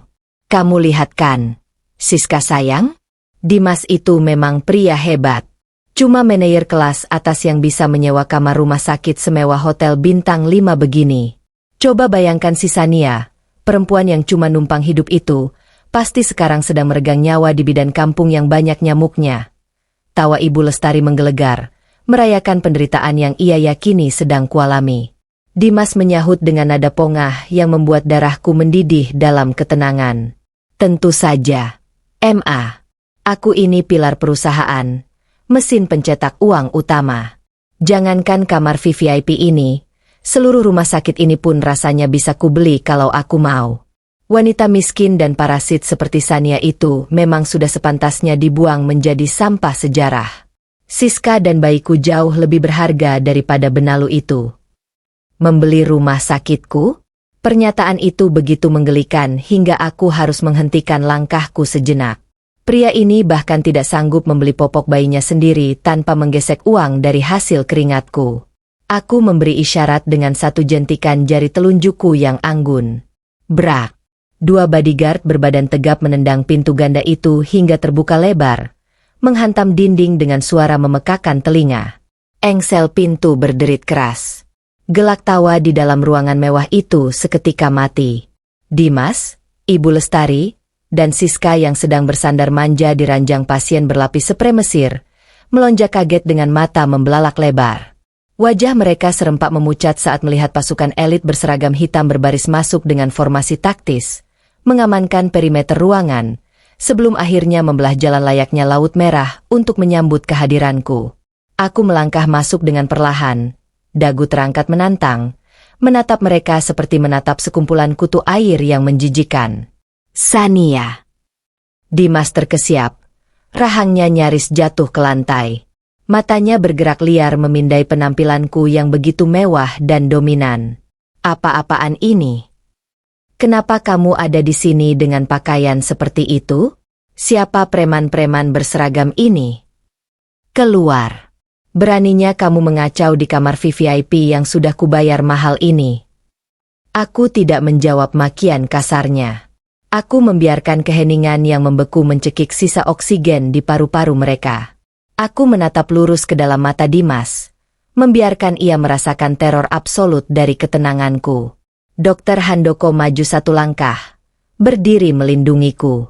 Suaranya menggema penuh wibawa dan ancaman. Jaga nada bicara Anda dan tutup mulut kotor Anda, Tuan Dimas Prasetyo. Anda sedang berhadapan dengan Nyonya Sania Maheswari, pemegang saham mayoritas, pemilik tunggal, dan Direktur Utama Nusantara Medica Group, tempat di mana Anda menumpang tidur dengan gratis saat ini. Kalimat itu menghantam mereka bertiga layaknya sambaran petir di siang bolong. Ibu Lestari terhuyung ke belakang hingga menabrak sofa. Tangannya gemetar memegangi dada. Siska Amanda membeku di atas ranjang. Wajah riasannya mendadak terlihat setua aspal jalanan. Dimas? Wajahnya kehilangan seluruh aliran darah, berubah menjadi sewarna kertas kosong. Tidak mungkin. Istriku itu cuma perawat rendahan. Dia yatim piatu miskin. Kalian semua pasti sedang membuat lelucon gila. Bantah Dimas dengan suara bergetar. Penolakan mentalnya berusaha keras melindungi egonya yang mulai hancur lebur. Aku tersenyum dingin. Aku berjalan mendekati ranjang, menatap Siska yang kini menciut ketakutan. Lelucon gila adalah saat seorang suami yang mengira dirinya raja, membuang istrinya yang pecah ketuban dengan selembar uang Rp50.000, hanya demi merawat asam lambung pelacurnya di rumah sakit milik istrinya sendiri. Desisku tajam, memotong udara dengan presisi mematikan. Aku berbalik menatap Dimas yang kini kakinya mulai goyah. Kamu bilang mau membeli rumah sakit ini, Dimas? Sayang sekali, hasil audit forensik pribadiku menyatakan bahwa kamu bahkan tidak sanggup membayar tagihan kamarmu sendiri malam ini. Aku mengangkat tanganku.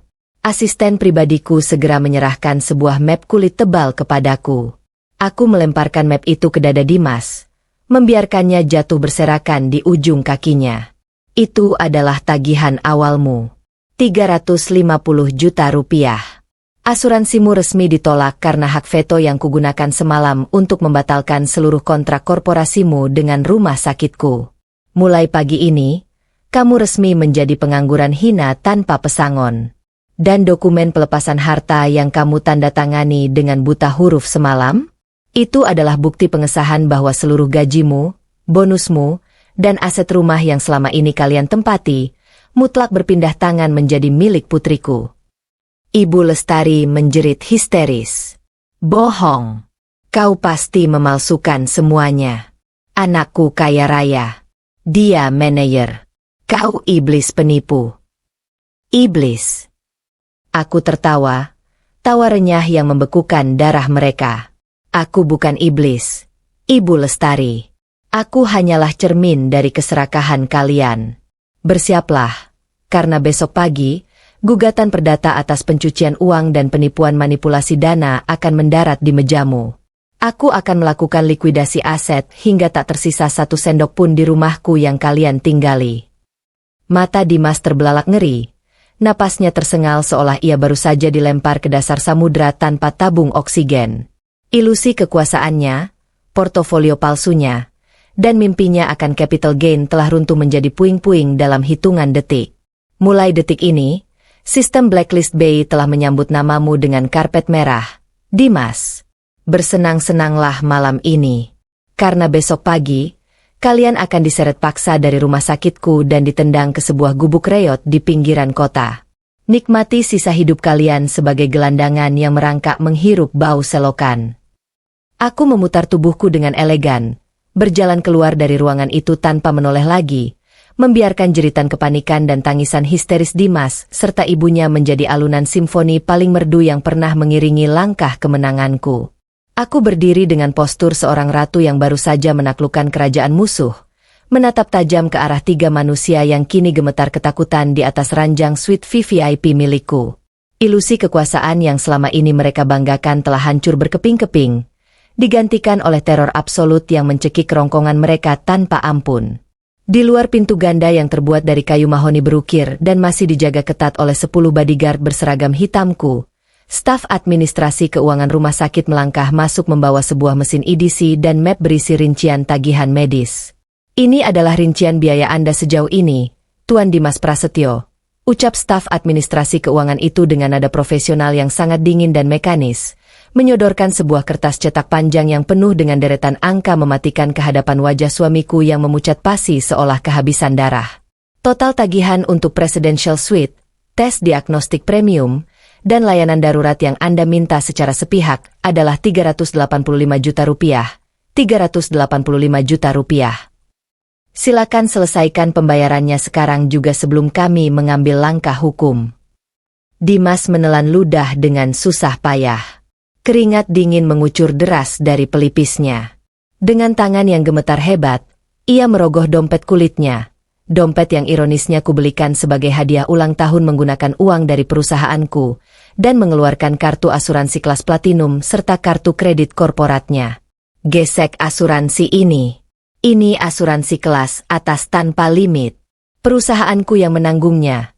Teriak Dimas, mencoba mempertahankan sisa-sisa harga diri maskulinnya yang sudah hancur lebur di depan sang pelakor murahan, Siska Amanda, dan ibunya yang kini mematung seperti arca bodoh yang kehilangan nyawa.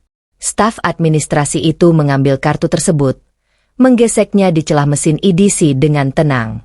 Tiit. Layar mesin menyala merah menyala. Decline. Polis dibekukan. Indikasi fraud. Maaf, Tuan. Asuransi Anda telah diblokir secara permanen dari pusat. Lapor staf itu tanpa ekspresi sedikit pun. Bohong.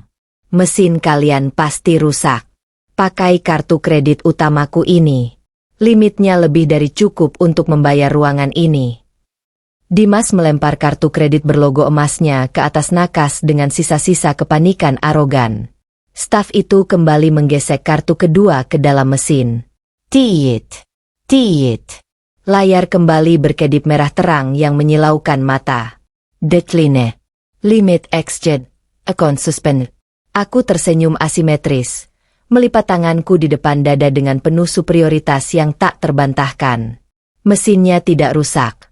Dimas, hidupmu dan seluruh masa depanmu yang kini telah rusak permanen, ucapku dengan nada sedingin es di kutub utara yang membekukan kewarasannya. Bukankah aku sudah memperingatkanmu secara tersirat? Kamu tidak bisa menggesek ilusi palsumu untuk membayar tagihan realitas. Sania. Apa yang sudah kau lakukan pada rekeningku? Kau pasti meretasnya. Kau sengaja menjebakku. Raung Dimas dengan suara serak. Matanya merah menyala penuh kepanikan dan kemarahan yang tak berdaya menghadapi fakta di lapangan. Menjebakmu? Tidak. Dimas. Aku hanya mengembalikan tagihan kebodohanmu ke tempat yang seharusnya. Lehermu sendiri. Jawabku tenang, mendominasi setiap molekul oksigen di ruangan itu.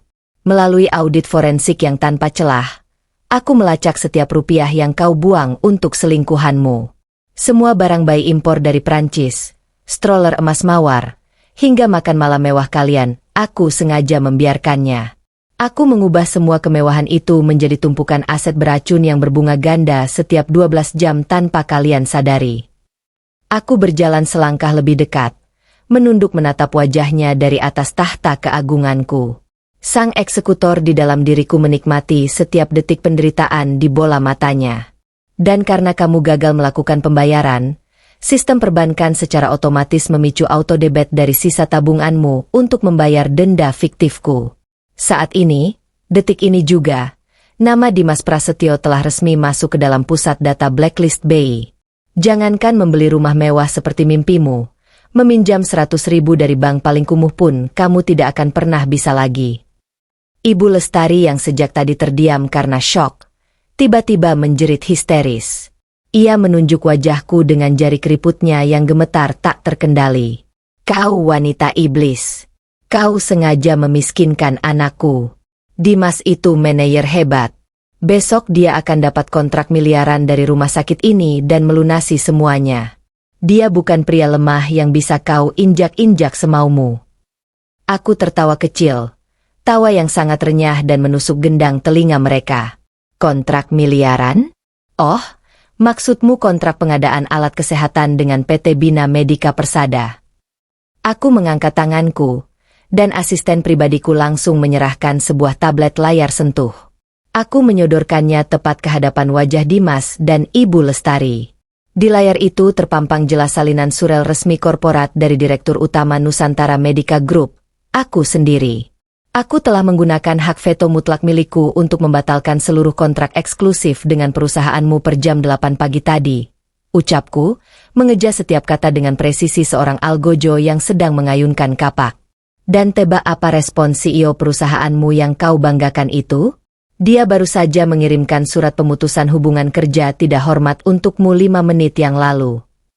Dimas buru-buru menyambar ponselnya. Tangannya bergetar hebat saat membuka kotak masuk email. Matanya membaca deretan kalimat dari divisi HRD, menyatakan bahwa ia dipecat tanpa pesangon sedikit pun akibat hilangnya klien terbesar mereka karena kelalaian fatal. Ponsel itu terlepas dan jatuh mendarat di atas selimut. Dimas Prasetyo, pria yang tadi pagi menyuruhku mengepel lantai dengan perut membesar dan memakiku dengan sebutan parasit, kini resmi menjadi pengangguran hina dengan utang ratusan juta rupiah yang mengikat lehernya. Melihat kebangkrutan mutlak Dimas, Siska Amanda seketika melompat dari tepi ranjang. Seringai manjanya berubah menjadi kepanikan buas layaknya binatang yang terpojok. Mas Dimas, kau bilang kau kaya raya. Ternyata kau cuma gembel yang numpang hidup pada kekayaan istrimu. Cih, aku tidak sudi terjebak utang miliaran bersamamu. Siska, jaga mulutmu yang kotor itu. Kau yang menghabiskan uang anakku demi barang palsumu. Ibu Lestari menerjang maju, menjambak rambut ekstensi Siska dengan sangat beringas.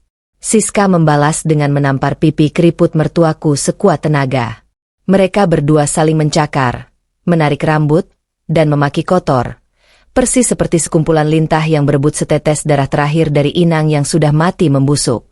Cukup, bentakku menggelegar, mematikan kericuhan memalukan itu seketika. Aku melirik tajam ke arah komandan bodyguardku. Serat sampah sejarah ini keluar dari propertiku. Mereka bukan lagi pasien atau tamu kehormatan. Mereka adalah penyusup miskin. Dilaksanakan, Nyonya. 10 pria berbadan tegap itu bergerak cepat. Tanpa sedikit pembelas kasihan, mereka menyeret lengan Dimas yang masih terguncang dalam diam, menyeret Ibu Lestari yang menjerit histeris meminta tolong, dan menarik Siska yang meronta kasar. Barang-barang mewah palsu yang mereka banggakan ditendang keluar begitu saja ke lorong koridor. Sania, maafkan aku. Sania, tolong jangan buang aku ke jalanan. Aku ini suamimu. Jerit Dimas saat tubuhnya diseret kasar melewati ambang pintu. Arogansinya telah menguap tanpa sisa di udara. Suami. Aku tersenyum sinis, berdiri tegak di ambang pintu menatapnya dari atas ke bawah. Kamu lupa dengan ingatan pendekmu itu? Kamu sendiri yang menandatangani pelepasan semua asetmu semalam. Dokumen berharga itu sedang diproses secara kilat menjadi sebuah gugatan perdata yang akan memastikan proses likuidasi aset berjalan tuntas tanpa ampun. Kamu tidak punya apa-apa lagi di dunia ini. Bahkan kemeja yang melekat di tubuhmu saat ini adalah hasil keringatku di dunia nyata yang selalu kau hina. Aku menatap mata Dimas untuk terakhir kalinya, memberikan pukulan psikologis pemungkas. Sekarang pergilah. Nikmati sisa hidupmu sebagai gelandangan di pinggir jalanan aspal. Carilah sebuah gubuk reot yang paling pantas untuk kalian huni. Dan saat kalian mencium bau selokan pekat setiap malam dingin, ingatlah bahwa itu adalah aroma dari capital gain dan dividen portofolio perusahaanku yang tidak akan pernah bisa kalian sentuh lagi seumur hidup kalian. Kalian bertiga hanyalah benalu menjijikan yang merasa berkuasa hanya karena aku mengizinkannya. Aku berbalik, mengabaikan lolongan putus asa Dimas, Ibu Lestari, dan makian kotor Siska yang semakin menjauh diseret menyusuri lorong rumah sakit berlantai marmer ini. Suara seretan sepatu mereka perlahan meredam di balik pintu lift khusus pengusiran, ditelan oleh keheningan lorong VVIP yang kembali steril dan suci dari keberadaan hama. Aku menarik napas panjang, menghirup udara rumah sakit yang beraroma antiseptik mahal dan kemenangan mutlak. Kemarin, aku adalah wanita lemah yang menyembunyikan kekuasaanku dan menahan rasa sakit di balik sehelai daster lusuh yang kumal. Namun hari ini, Sang Ratu telah kembali menduduki singgasananya secara absolut, bersiap melihat para pengkhianatnya membusuk di jalanan. Terik matahari siang ibu kota memanggang aspal jalanan di depan gerbang utama Nusantara Medica Group layaknya wajan raksasa yang mendidih. Di atas trotoar berdebu yang memisahkan kemegahan rumah sakit VVIP itu dengan kerasnya kehidupan jalanan, 3 sosok manusia terhempas dengan sangat memalukan. Mereka diusir layaknya sekawanan anjing kurap oleh barisan bodyguard berseragam hitam, disaksikan oleh tatapan sinis para pejalan kaki dan pedagang kaki lima yang menghentikan aktivitas mereka untuk menonton kejatuhan tragis ini. Bunyi decit gerbang besi rumah sakit yang ditutup secara otomatis terdengar layaknya ketukan palu hakim yang mengesahkan vonis pengasingan abadi. Udara dipenuhi debu jalanan dan kehancuran harga diri. Dimas Prasetyo, pria yang baru beberapa jam lalu menyombongkan diri sebagai manajer elit yang menguasai dunia, kini terduduk bersimpuh di atas paving blok yang kotor. Kemeja sutra mahalnya robek di bagian bahu akibat seretan paksa para penjaga keamanan. Lututnya gemetar hebat, telapak tangannya lecet berdarah, dan matanya menatap kosong ke arah logo emas rumah sakit yang berkilau di atas gedung. Pria itu menyadari satu fakta absolut yang merobek kewarasannya. Ia bukan lagi raja di dalam istana, melainkan sampah sejarah yang tak memiliki nilai tukar. Arogansinya menguap tak bersisa, digantikan oleh kepanikan primal seekor hewan buruan yang masuk ke dalam perangkap buatannya sendiri. Di sebelahnya, Ibu Lestari merintih pilu layaknya orang gila. Wanita tua yang selalu memuja status sosial palsu dan rutin memamerkan kekayaan ilusi itu kini tersungkur dengan posisi mengenaskan. Gaun mahalnya kotor terkena cipratan genangan air keruh di tepi jalan.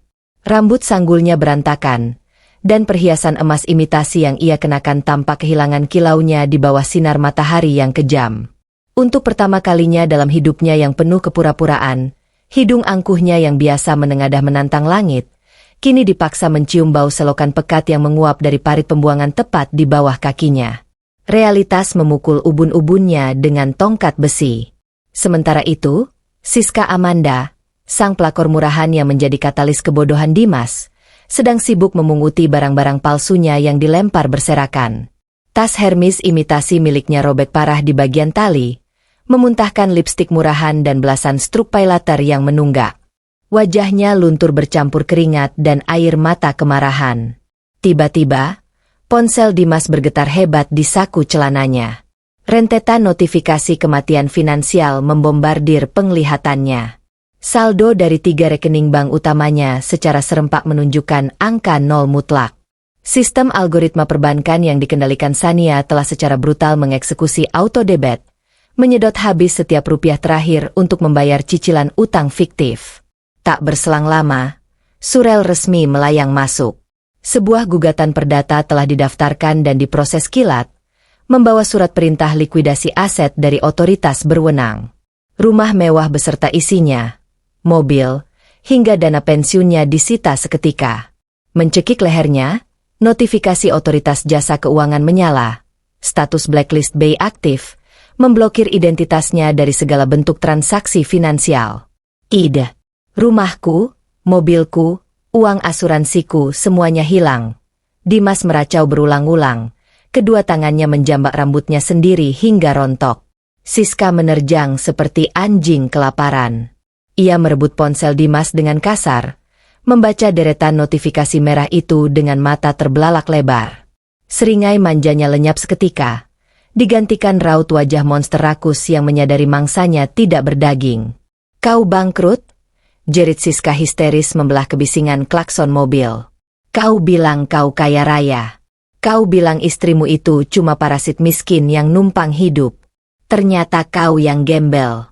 Aku tidak sudi terjebak di jalanan bersama pria melarat yang utangnya setinggi gunung ini." Ibu Lestari bangkit dengan sisa tenaganya, melayangkan tamparan keras ke pipi Siska hingga berbunyi nyaring. "Jaga mulut kotor itu, pelacur hina. Ini semua gara-gara kamu. Kalau anakku tidak buta karena rayuan pelet murahanmu, kami masih tinggal di rumah mewah. Kamu itu benalu pembawa sial." Siska membalas mendorong dada mertuanya kuat-kuat hingga wanita tua itu kembali terjengkang mencium trotoar. "Asal tante tahu, aku tidak pernah hamil. Aku memalsukan kehamilan ini murni supaya Dimas mau melunasi utang-utang pinjolku. Tapi ternyata dia cuma pecundang kere yang sangat bodoh. Pengakuan Siska bagaikan belati karatan yang ditusukkan tepat ke ulu hati Dimas. Demi janin palsu, ia rela membuang istri sahnya yang sedang hamil tua anak kandungnya sendiri. Ia menelantarkan sang ratu demi membela kotoran jalanan. Perutnya bergejolak menahan mual yang luar biasa. Belum sempat rasa mual itu reda, 3 sepeda motor berhenti mendadak memblokir jalan mereka. 3 debt collector berbadan gempal dan berwajah penuh codet melompat turun. Mereka langsung mengepung Dimas dan Siska bak preman haus darah. Itu dia Siska. Dan pria tolol ini pasti Dimas, si penjamin utangnya. Teriak salah satu penagih utang menunjuk tepat ke wajah Dimas. Pria malang itu hanya bisa terdiam kaku. Utang Siska yang selama ini dibiarkan membengkak menjadi aset beracun tak terkendali kini secara mutlak menuntut tumbal bayaran darah. Bayar utang kalian sekarang. 500 juta. Tunai. Kalau tidak, ginjal dan bola mata kalian yang kami ambil sebagai gantinya. Ancam pria berwajah garang itu. Tanpa basa-basi, ia mencekik kerah ke meja Dimas, mengangkat tubuh pria lemah itu, lalu meninjunya dengan sangat keras hingga Dimas jatuh muntah darah menyirami aspal. Memanfaatkan kericuhan berdarah itu, Siska melepaskan sepatunya dan berlari kencang menerobos lalu lintas, kabur meninggalkan Dimas yang dihajar habis-habisan dan Lestari yang menjerit meminta tolong. Sang pelakor egois itu pergi tanpa sedikit pun menoleh ke belakang. Jauh di atas sana, dari balik kaca patri berlapis anti peluru di lantai tertinggi Presidential Suite Nusantara Medica, sepasang mata elang menatap ke bawah dengan tatapan dewa kematian. Sania Maheswari berdiri anggun, balutan piyama sutra hitamnya memancarkan aura dominasi absolut. Tidak ada lagi das terlusuh yang mengurung kejeniusannya. Ia menyesap teh kamomil dengan gerakan lambat yang elegan, menatap penderitaan lalat-lalat kecil di trotoar sana dengan kepuasan batin yang menggetarkan jiwa. Bayangan mengerikan tentang akurasi audit forensik miliknya dan kekuatan destruktif dari hak veto korporatnya akan terus menjadi hantu kelaparan yang mengejar Dimas. Sang eksekutor telah menuntaskan mahakarya pembalasannya. Keadilan yang ia ciptakan adalah keadilan kalkulatif, dingin, presisi, dan mutlak tanpa sisa ampunan. Kini, sementara ia fokus membesarkan putrinya dalam kemewahan tanpa batas, mengelola perluasan portofolio investasinya, dan meraup capital gain bernilai fantastis setiap detiknya dari singgasana kekuasaannya, para pengkhianat di bawah sana harus mencakar tanah aspal berdebu hanya untuk mengais sisa makanan jalanan. Sore ini, awan hitam tebal mulai menggantung rendah, bersiap menumpahkan badai lebat di langit ibu kota. Dimas Prasetyo dan Ibu Lestari resmi memulai hari pertama penderitaan panjang mereka sebagai gelandangan tanpa identitas sedikit pun. Terseret oleh arus keputusasaan abadi menuju sebuah gubuk reot kumuh yang mungkin berdiri rapuh di pinggiran rel kereta api, mereka akan menghabiskan sisa umur mereka untuk meratapi fakta bahwa melawan ratu adalah dosa mutlak. Hujan badai akhirnya tumpah dengan brutal di atas langit ibu kota, seolah alam semesta ikut meludahi nasib para pengkhianat. Dimas Prasetyo menyeret langkah kakinya yang pincang melintasi rel kereta api berkarat, meninggalkan jejak sepatu kulit mahalnya yang kini robek dan dipenuhi lumpur hitam. Wajah angkuhnya yang dulu selalu ia banggakan kini bengkak kebiruan, dengan darah mengerak di sudut bibir. Tulang rusuknya terasa retak setelah dihajar habis-habisan oleh algojo penagih utang yang mengejar sang pelakor murahan, Siska Amanda. Di belakang Dimas, Ibu Lestari merangkak gontai, tersandung kerikil tajam yang mengoyak stokingnya. Gaun sutra kebanggaannya basah kuyup, tercampur genangan air keruh yang menjijikan. Mereka berdua, yang dulu mengklaim diri sebagai penguasa rumah mewah, kini secara resmi menyandang gelar gelandangan. Mereka menemukan tempat berteduh, sebuah gubuk reot berdinding tripleks lapuk dan beratapkan seng berkarat yang sudah lama ditinggalkan pemulung. Dimas jatuh tersungkur ke lantai tanah liat yang lembab, terbatu keras memuntahkan darah kental. Mereka yang terbiasa menginjak lantai marmer impor, kini dipaksa berbagi ruang dengan tikus-tikus got yang berkeliaran mencari sisa makanan busuk. Udara di dalam gubuk sangat pengap, dipenuhi oleh bau selokan pekat yang menguap dari parit pembuangan pabrik di sebelah mereka. Aroma kemiskinan absolut itu menembus hidung Lestari, mencekik paru-parunya, dan memaksanya mengingat realitas kelas sosial aslinya sebelum anaknya menikahi angsa bertelur emas yang salah ia remehkan. Dimas. Mama kedinginan. Rintih Lestari, memeluk tubuhnya yang gemetar hebat melawan angin malam yang menusuk tulang rawan. Tangannya yang keriput mencengkeram ponsel layar sentuh yang kacanya retak 1000. Satu-satunya barang yang berhasil diamankan dari rumah sakit. Mama harus telepon Jeng Siska, ketua arisan berlian Mama. Dia pasti punya nurani untuk menampung kita sementara waktu. Kita ini keluarga terpandang. Dimas. Teman-teman Mama banyak yang menjadi istri pejabat dan direktur. Dimas mengerang pelan. Matanya menatap nanar genangan air hujan yang memantulkan wajah hancurnya. Ia tak punya sisa tenaga untuk mendebat kehalusinasian ibunya yang menolak realitas. Ilusi kesuksesannya telah dibantai habis hingga ke akar. Dimas mengingat kembali bagaimana Siska ternyata menipunya dengan kehamilan palsu semata-mata demi melunasi utang pinjaman online. Pengkhianatan itu adalah belati karatan yang ditusukkan tepat ke ulu hatinya. Membuktikan betapa dungunya ia membuang istrinya. Dokumen yang ia tanda tangani semalam ternyata adalah instrumen sah bagi sebuah gugatan perdata yang dieksekusi tanpa celah, memulai proses likuidasi aset kilat yang merampas setiap sen miliknya. Ia sepenuhnya sadar bahwa dirinya kini tak lebih dari sekadar sampah sejarah. Lestari menekan nomor temannya dengan jari bergetar. Nada dering berbunyi panjang sebelum suara ketus menjawab. Halo. Jeng Siska? Ini saya, Lestari. Oh, Lestari si penipu ulung? Masih berani menelepon nomor pribadiku. Suara di seberang sana melengking penuh hinaan, terdengar jelas melalui speaker ponsel yang rusak. Seluruh grup arisan eksklusif sudah tahu berita kebangkrutan memalukan anakmu. Kalian berdua ternyata cuma parasit. Selama ini berlagak kaya raya, pamer mobil mewah. Padahal faktanya kalian cuma numpang hidup dari kekayaan istrimu. Dasar benalu miskin tak tahu diri. Namamu dan anakmu sudah resmi masuk daftar blacklist BI di seluruh perbankan nasional. Jangan pernah hubungi aku lagi. Pengemis. Klik. Panggilan diputus sepihak dengan kejam. Lestari terbelalak. Napasnya tersengal seakan ada batu raksasa menghantam dadanya. Ponselnya terlepas. Jatuh tenggelam ke dalam lumpur hitam. Realitas akhirnya menembus kepalanya yang bebal. Lingkaran sosialita elit yang selama ini ia puja telah membuangnya ke tempat sampah peradaban. Wanita tua yang gila hormat itu meratap sejadi-jadinya, mencakar wajahnya sendiri yang kini terlihat sekusam aspal jalanan. Ia akhirnya menyadari bahwa tanpa bayang-bayang kekayaan menantunya, ia hanyalah seorang nenek renta yang tidak memiliki harga diri dan nilai jual di mata dunia yang materialistis ini. Dimas tertawa sumbang, sebuah tawa putus asa yang terdengar seperti rintihan hewan sekarat. Kita sudah habis. Ma. Kita sudah benar-benar mati. Ia membenturkan kepalanya ke tiang bambu penyangga gubuk. Bayangan Siska yang melarikan diri mengkhianatinya menari-nari mengejek di pelupuk matanya. Wanita jalanan itu dengan egois meninggalkan Dimas sendirian menanggung miliaran rupiah aset beracun yang bunganya terus menggulung tanpa henti.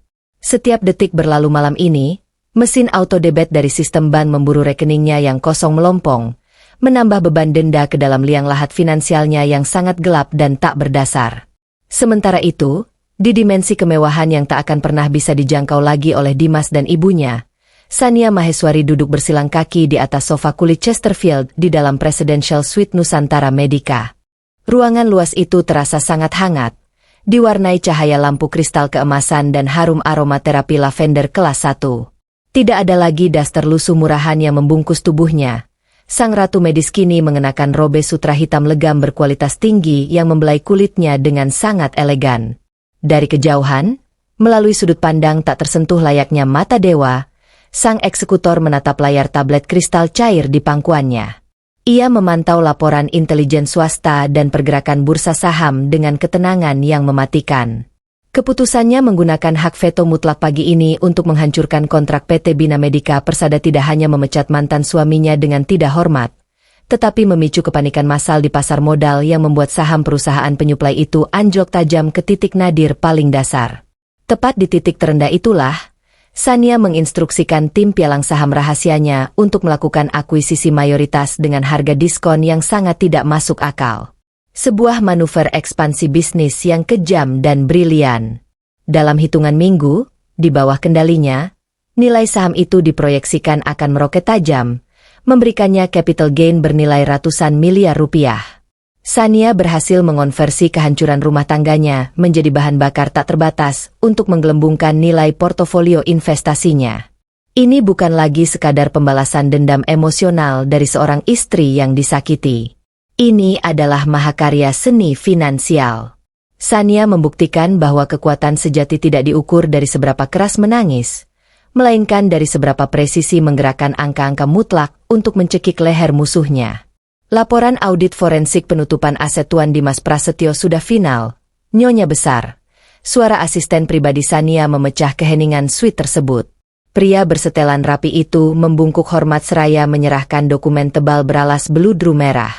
Seluruh hak guna bangunan, surat kendaraan mewah, dan dana pensiun korporatnya telah ditarik dan dipindahkan secara legal mutlak ke dalam trust fund pewaris putri Anda. Sisa utang pribadinya dibiarkan menggantung sebagai liabilitas utuh yang akan terus mengejarnya hingga ia masuk ke neraka. Sania mengambil pena emas Mont Blanc miliknya, menandatangani lembar persetujuan akhir itu dengan ketenangan seorang aristokrat yang baru saja menghapus wilayah musuh dari peta kekuasaannya. Kerja bagus. Biarkan mereka berdua membusuk, kelaparan, dan saling menggigit di dalam selokan itu tanpa sisa ampunan. Di bawah guyuran badai yang mengamuk di luar sana, keadilan finansial dan karma mutlak telah ditegakkan dengan kemenangan yang sempurna. Cahaya matahari pagi menyusup lembut melalui dinding kaca anti peluru di Presidential Suite Nusantara Medica Group, melukis bayangan keemasan di atas lantai pualam Italia. Di tengah ruangan super mewah itu, Sania Maheswari duduk anggun di atas kursi berlapis beludru merah marun.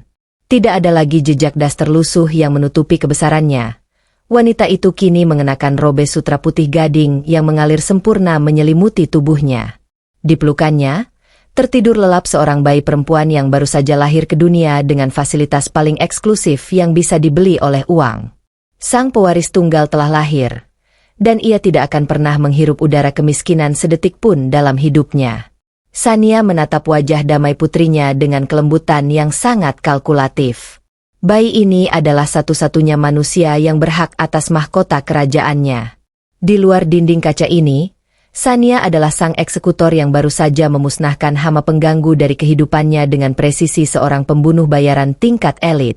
Keadilan yang ia tegakkan adalah keadilan finansial murni, dingin, sistematis, dan tanpa melibatkan setetes pun air mata kesedihan. Pintu ganda berukir mahoni itu diketuk pelan sebelum terbuka. Pengacara utamanya, Bapak Hermawan, melangkah masuk bersama Direktur Operasional, Dr. Handoko. Mereka berdua membungkuk hormat, menundukkan pandangan seolah sedang berhadapan dengan seorang ratu yang baru saja menaklukkan dunia. Selamat pagi, Nyonya Besar. Laporan eksekusi tahap akhir sudah siap, ucap Hermawan, membuka sebuah map kulit tebal yang berisi lembaran-lembaran kematian finansial bagi para pengkhianat. Sania tidak mengalihkan pandangannya dari sang bayi. Bacakan, Hermawan. Aku ingin putriku mendengar bagaimana sebuah kerajaan melindungi tahtanya dari para parasit yang mencoba merayap masuk. Perintah Sania, suaranya tenang namun mengandung otoritas mutlak yang menggetarkan molekul udara di ruangan itu. Hermawan berdehem, merapikan letak kacamatanya. Putusan pengadilan telah jatuh hari ini. Gugatan perdata yang kita layangkan atas dasar manipulasi dana, penipuan, dan penelantaran anak telah dikabulkan sepenuhnya oleh majelis hakim tanpa celah banding. Proses likuidasi aset terhadap Tuan Dimas Prasetyo telah dieksekusi 100%. Segala bentuk tabungan, dana pensiun korporat, dan barang berharga miliknya telah resmi disita negara dan dialihkan kepada kita. Setelah dipotong untuk melunasi sebagian kecil tunggakan bunganya, sisa aset itu tidak ada nilainya. Dia resmi memiliki kekayaan minus miliaran rupiah yang akan mengikat lehernya hingga ajal. Dan bagaimana dengan tagihan rumah sakit dari wanita jalanan itu? Tanya Sania, sudut bibirnya terangkat membentuk senyuman asimetris yang mematikan. Tunggakan dari kunjungan VVIP fiktif sang pelakor murahan tempo hari telah bermutasi menjadi aset beracun dengan skema bunga ganda predatoris. Sistem perbankan terus melakukan auto-debit setiap tengah malam pada rekening Dimas yang sudah kosong melompong, memicu denda penalti beruntun yang terus membengkak setiap 12 jam. Hari ini, status Dimas Prasetyo di Pusat Data Nasional tidak hanya sekadar blacklist BI, melainkan masuk dalam kategori debitur cacat permanen. Tidak ada satupun institusi keuangan di negara ini, bahkan rentenir jalanan paling kejam sekalipun, yang berani memberinya pinjaman Rp10.000. Sania menyandarkan punggungnya, menikmati alunan laporan itu bak simfoni klasik.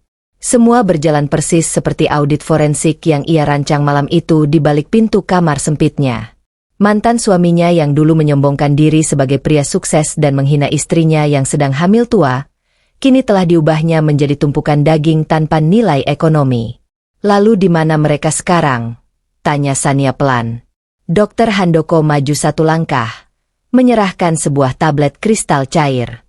Di layar tersebut, terpampang rekaman intelijen swasta yang menunjukkan sebuah sudut paling kumuh di pinggiran ibu kota. Di sana, di tengah tumpukan rongsokan dan genangan air limbah, berdiri sebuah gubuk reot berdinding kardus dan seng berkarat yang akan rubuh hanya dengan sekali tiupan angin kencang. Atapnya bocor di belasan titik, memaksa penghuninya tidur meringkuk di tanah lembab. Sania mengusap layar itu, memperbesar gambar resolusi tinggi tersebut. Terlihat jelas sosok Dimas yang kini sangat kurus. Tulang pipinya menonjol keluar menyerupai tengkorak hidup. Pria yang dulu sangat angkuh mengenakan kemeja sutra dan sepatu kulit Italia itu, kini hanya mengenakan kaos compang-camping yang warnanya sudah memudar menjadi abu-abu kotor. Pria itu sedang merangkak, berebut sisa makanan dari sebuah kantong plastik hitam yang ia temukan di tong sampah bersama ibunya, Lestari. Wanita tua yang dulu begitu gila hormat, rutin memamerkan emas palsu, menghakimi orang miskin, dan secara sadar menyebut Sania sebagai benalu, kini terlihat benar-benar hancur. Kulitnya yang dulu dirawat dengan krim mahal hasil subsidi diam-diam dari menantunya, kini dipenuhi kudis dan luka borok yang tak terobati. Rambut sanggul kebanggaannya telah rontok akibat stres tingkat dewa. Mata tuanya memancarkan keputusasaan absolut yang menembus layar. Setiap kali ia mencoba menyuapkan nasi sisa yang sudah basi ke dalam mulutnya, tangannya bergetar hebat.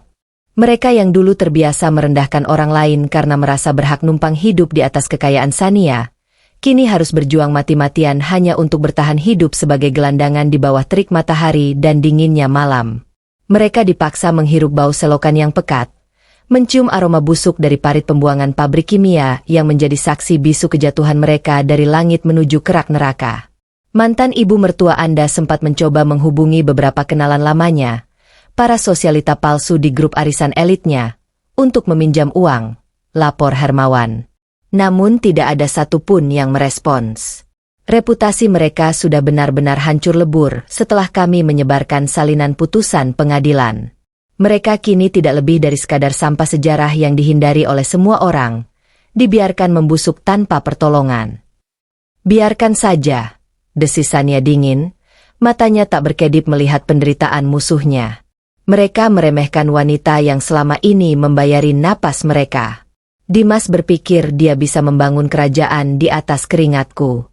Sekarang, biarkan dia menjadi raja dari kerajaannya sendiri, sebuah kerajaan sampah.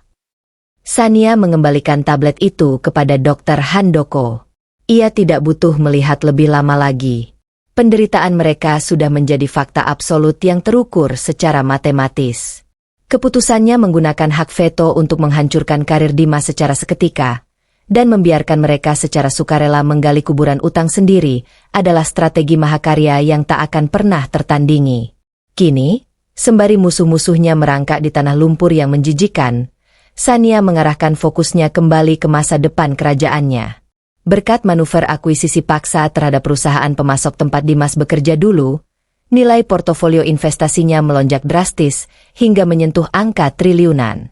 Laporan kuartal ini memproyeksikan capital gain yang akan memecahkan rekor profit tertinggi dalam sejarah berdirinya Nusantara Medica Group. Sania telah berhasil mengonversi rasa sakit dari sebuah pengkhianatan murahan menjadi mesin pencetak uang raksasa yang tidak akan pernah berhenti berputar seumur hidupnya. Kalian berdua boleh pergi. Terus pantau pergerakan bursa saham global dan pastikan ekspansi sayap bisnis kita ke luar negeri berjalan sesuai jadwal. Pastikan juga tidak ada satupun firma hukum bodoh yang berani memberikan bantuan hukum secara pro bono kepada dua parasit itu. Perintah Sania, memberikan isyarat pengusiran dengan satu jentikan jemarinya yang lentik dan berwibawa. Dilaksanakan dengan sempurna, Nyonya Besar, jawab Hermawan dan Handoko serempak. Mereka melangkah mundur dengan sangat berhati-hati sebelum menutup pintu mahoni itu tanpa menimbulkan suara sedikitpun. Ruangan VVIP itu kembali hening, menciptakan atmosfer kedamaian yang hanya bisa dibeli oleh kekuasaan tanpa batas. Hanya terdengar suara napas teratur dari bayi kecil di pelukan Sania. Wanita itu perlahan berdiri, membiarkan gaun sutranya menyapu lantai marmer. Ia berjalan elegan menuju dinding kaca raksasa yang menyajikan panorama lanskap kota Jakarta dari ketinggian pencakar langit. Di bawah sana, jauh di dasar aspal jalanan, jutaan manusia bergerak layaknya semut kecil yang tak berdaya. Berjuang mencari nafkah, saling menipu, saling mengkhianati demi selembar uang kertas. Tapi Sania Maheswari berada jauh di atas mereka semua. Ia tak tersentuh oleh badai. Ia adalah sang pemangsa puncak yang menduduki posisi absolut rantai makanan. Ia menunduk, mencium kening putrinya yang beraroma susu murni dan kemewahan. Lihatlah dunia di bawah sana. Sayang, itu adalah hamparan wilayah kekuasaanmu kelak. Ingatlah pelajaran pertama dari ibumu. Jangan pernah membiarkan pria manapun merasa lebih besar darimu hanya karena egonya. Jangan pernah membiarkan rasa iba mengalahkan logikamu yang tajam. Karena di dunia ini, kebaikan tanpa kekuatan absolut hanyalah sebuah undangan terbuka bagi para parasit untuk menghisap darahmu. Sania tersenyum. Sebuah senyuman aristokratis yang dingin, penuh dengan rasa kemenangan mutlak, dan tanpa menyisakan ruang bagi pengampunan. Ia telah membumi hanguskan lembaran masa lalunya dengan kobaran api yang sempurna. Dendamnya telah terbayar lunas melalui rentetan angka-angka yang sangat presisi di dalam buku besar akuntansinya. Sang ratu medis kini berdiri tegak memeluk pewaris tahta tunggalnya, membiarkan waktu menyiksa musuh-musuhnya di neraka kemiskinan, sementara ia sendiri menikmati keabadian dari puncak piramida kekuasaannya. Ini adalah skakmat yang paling mematikan, sebuah kemenangan finansial dan emosional yang benar-benar dingin, mutlak, dan tidak tergoyahkan.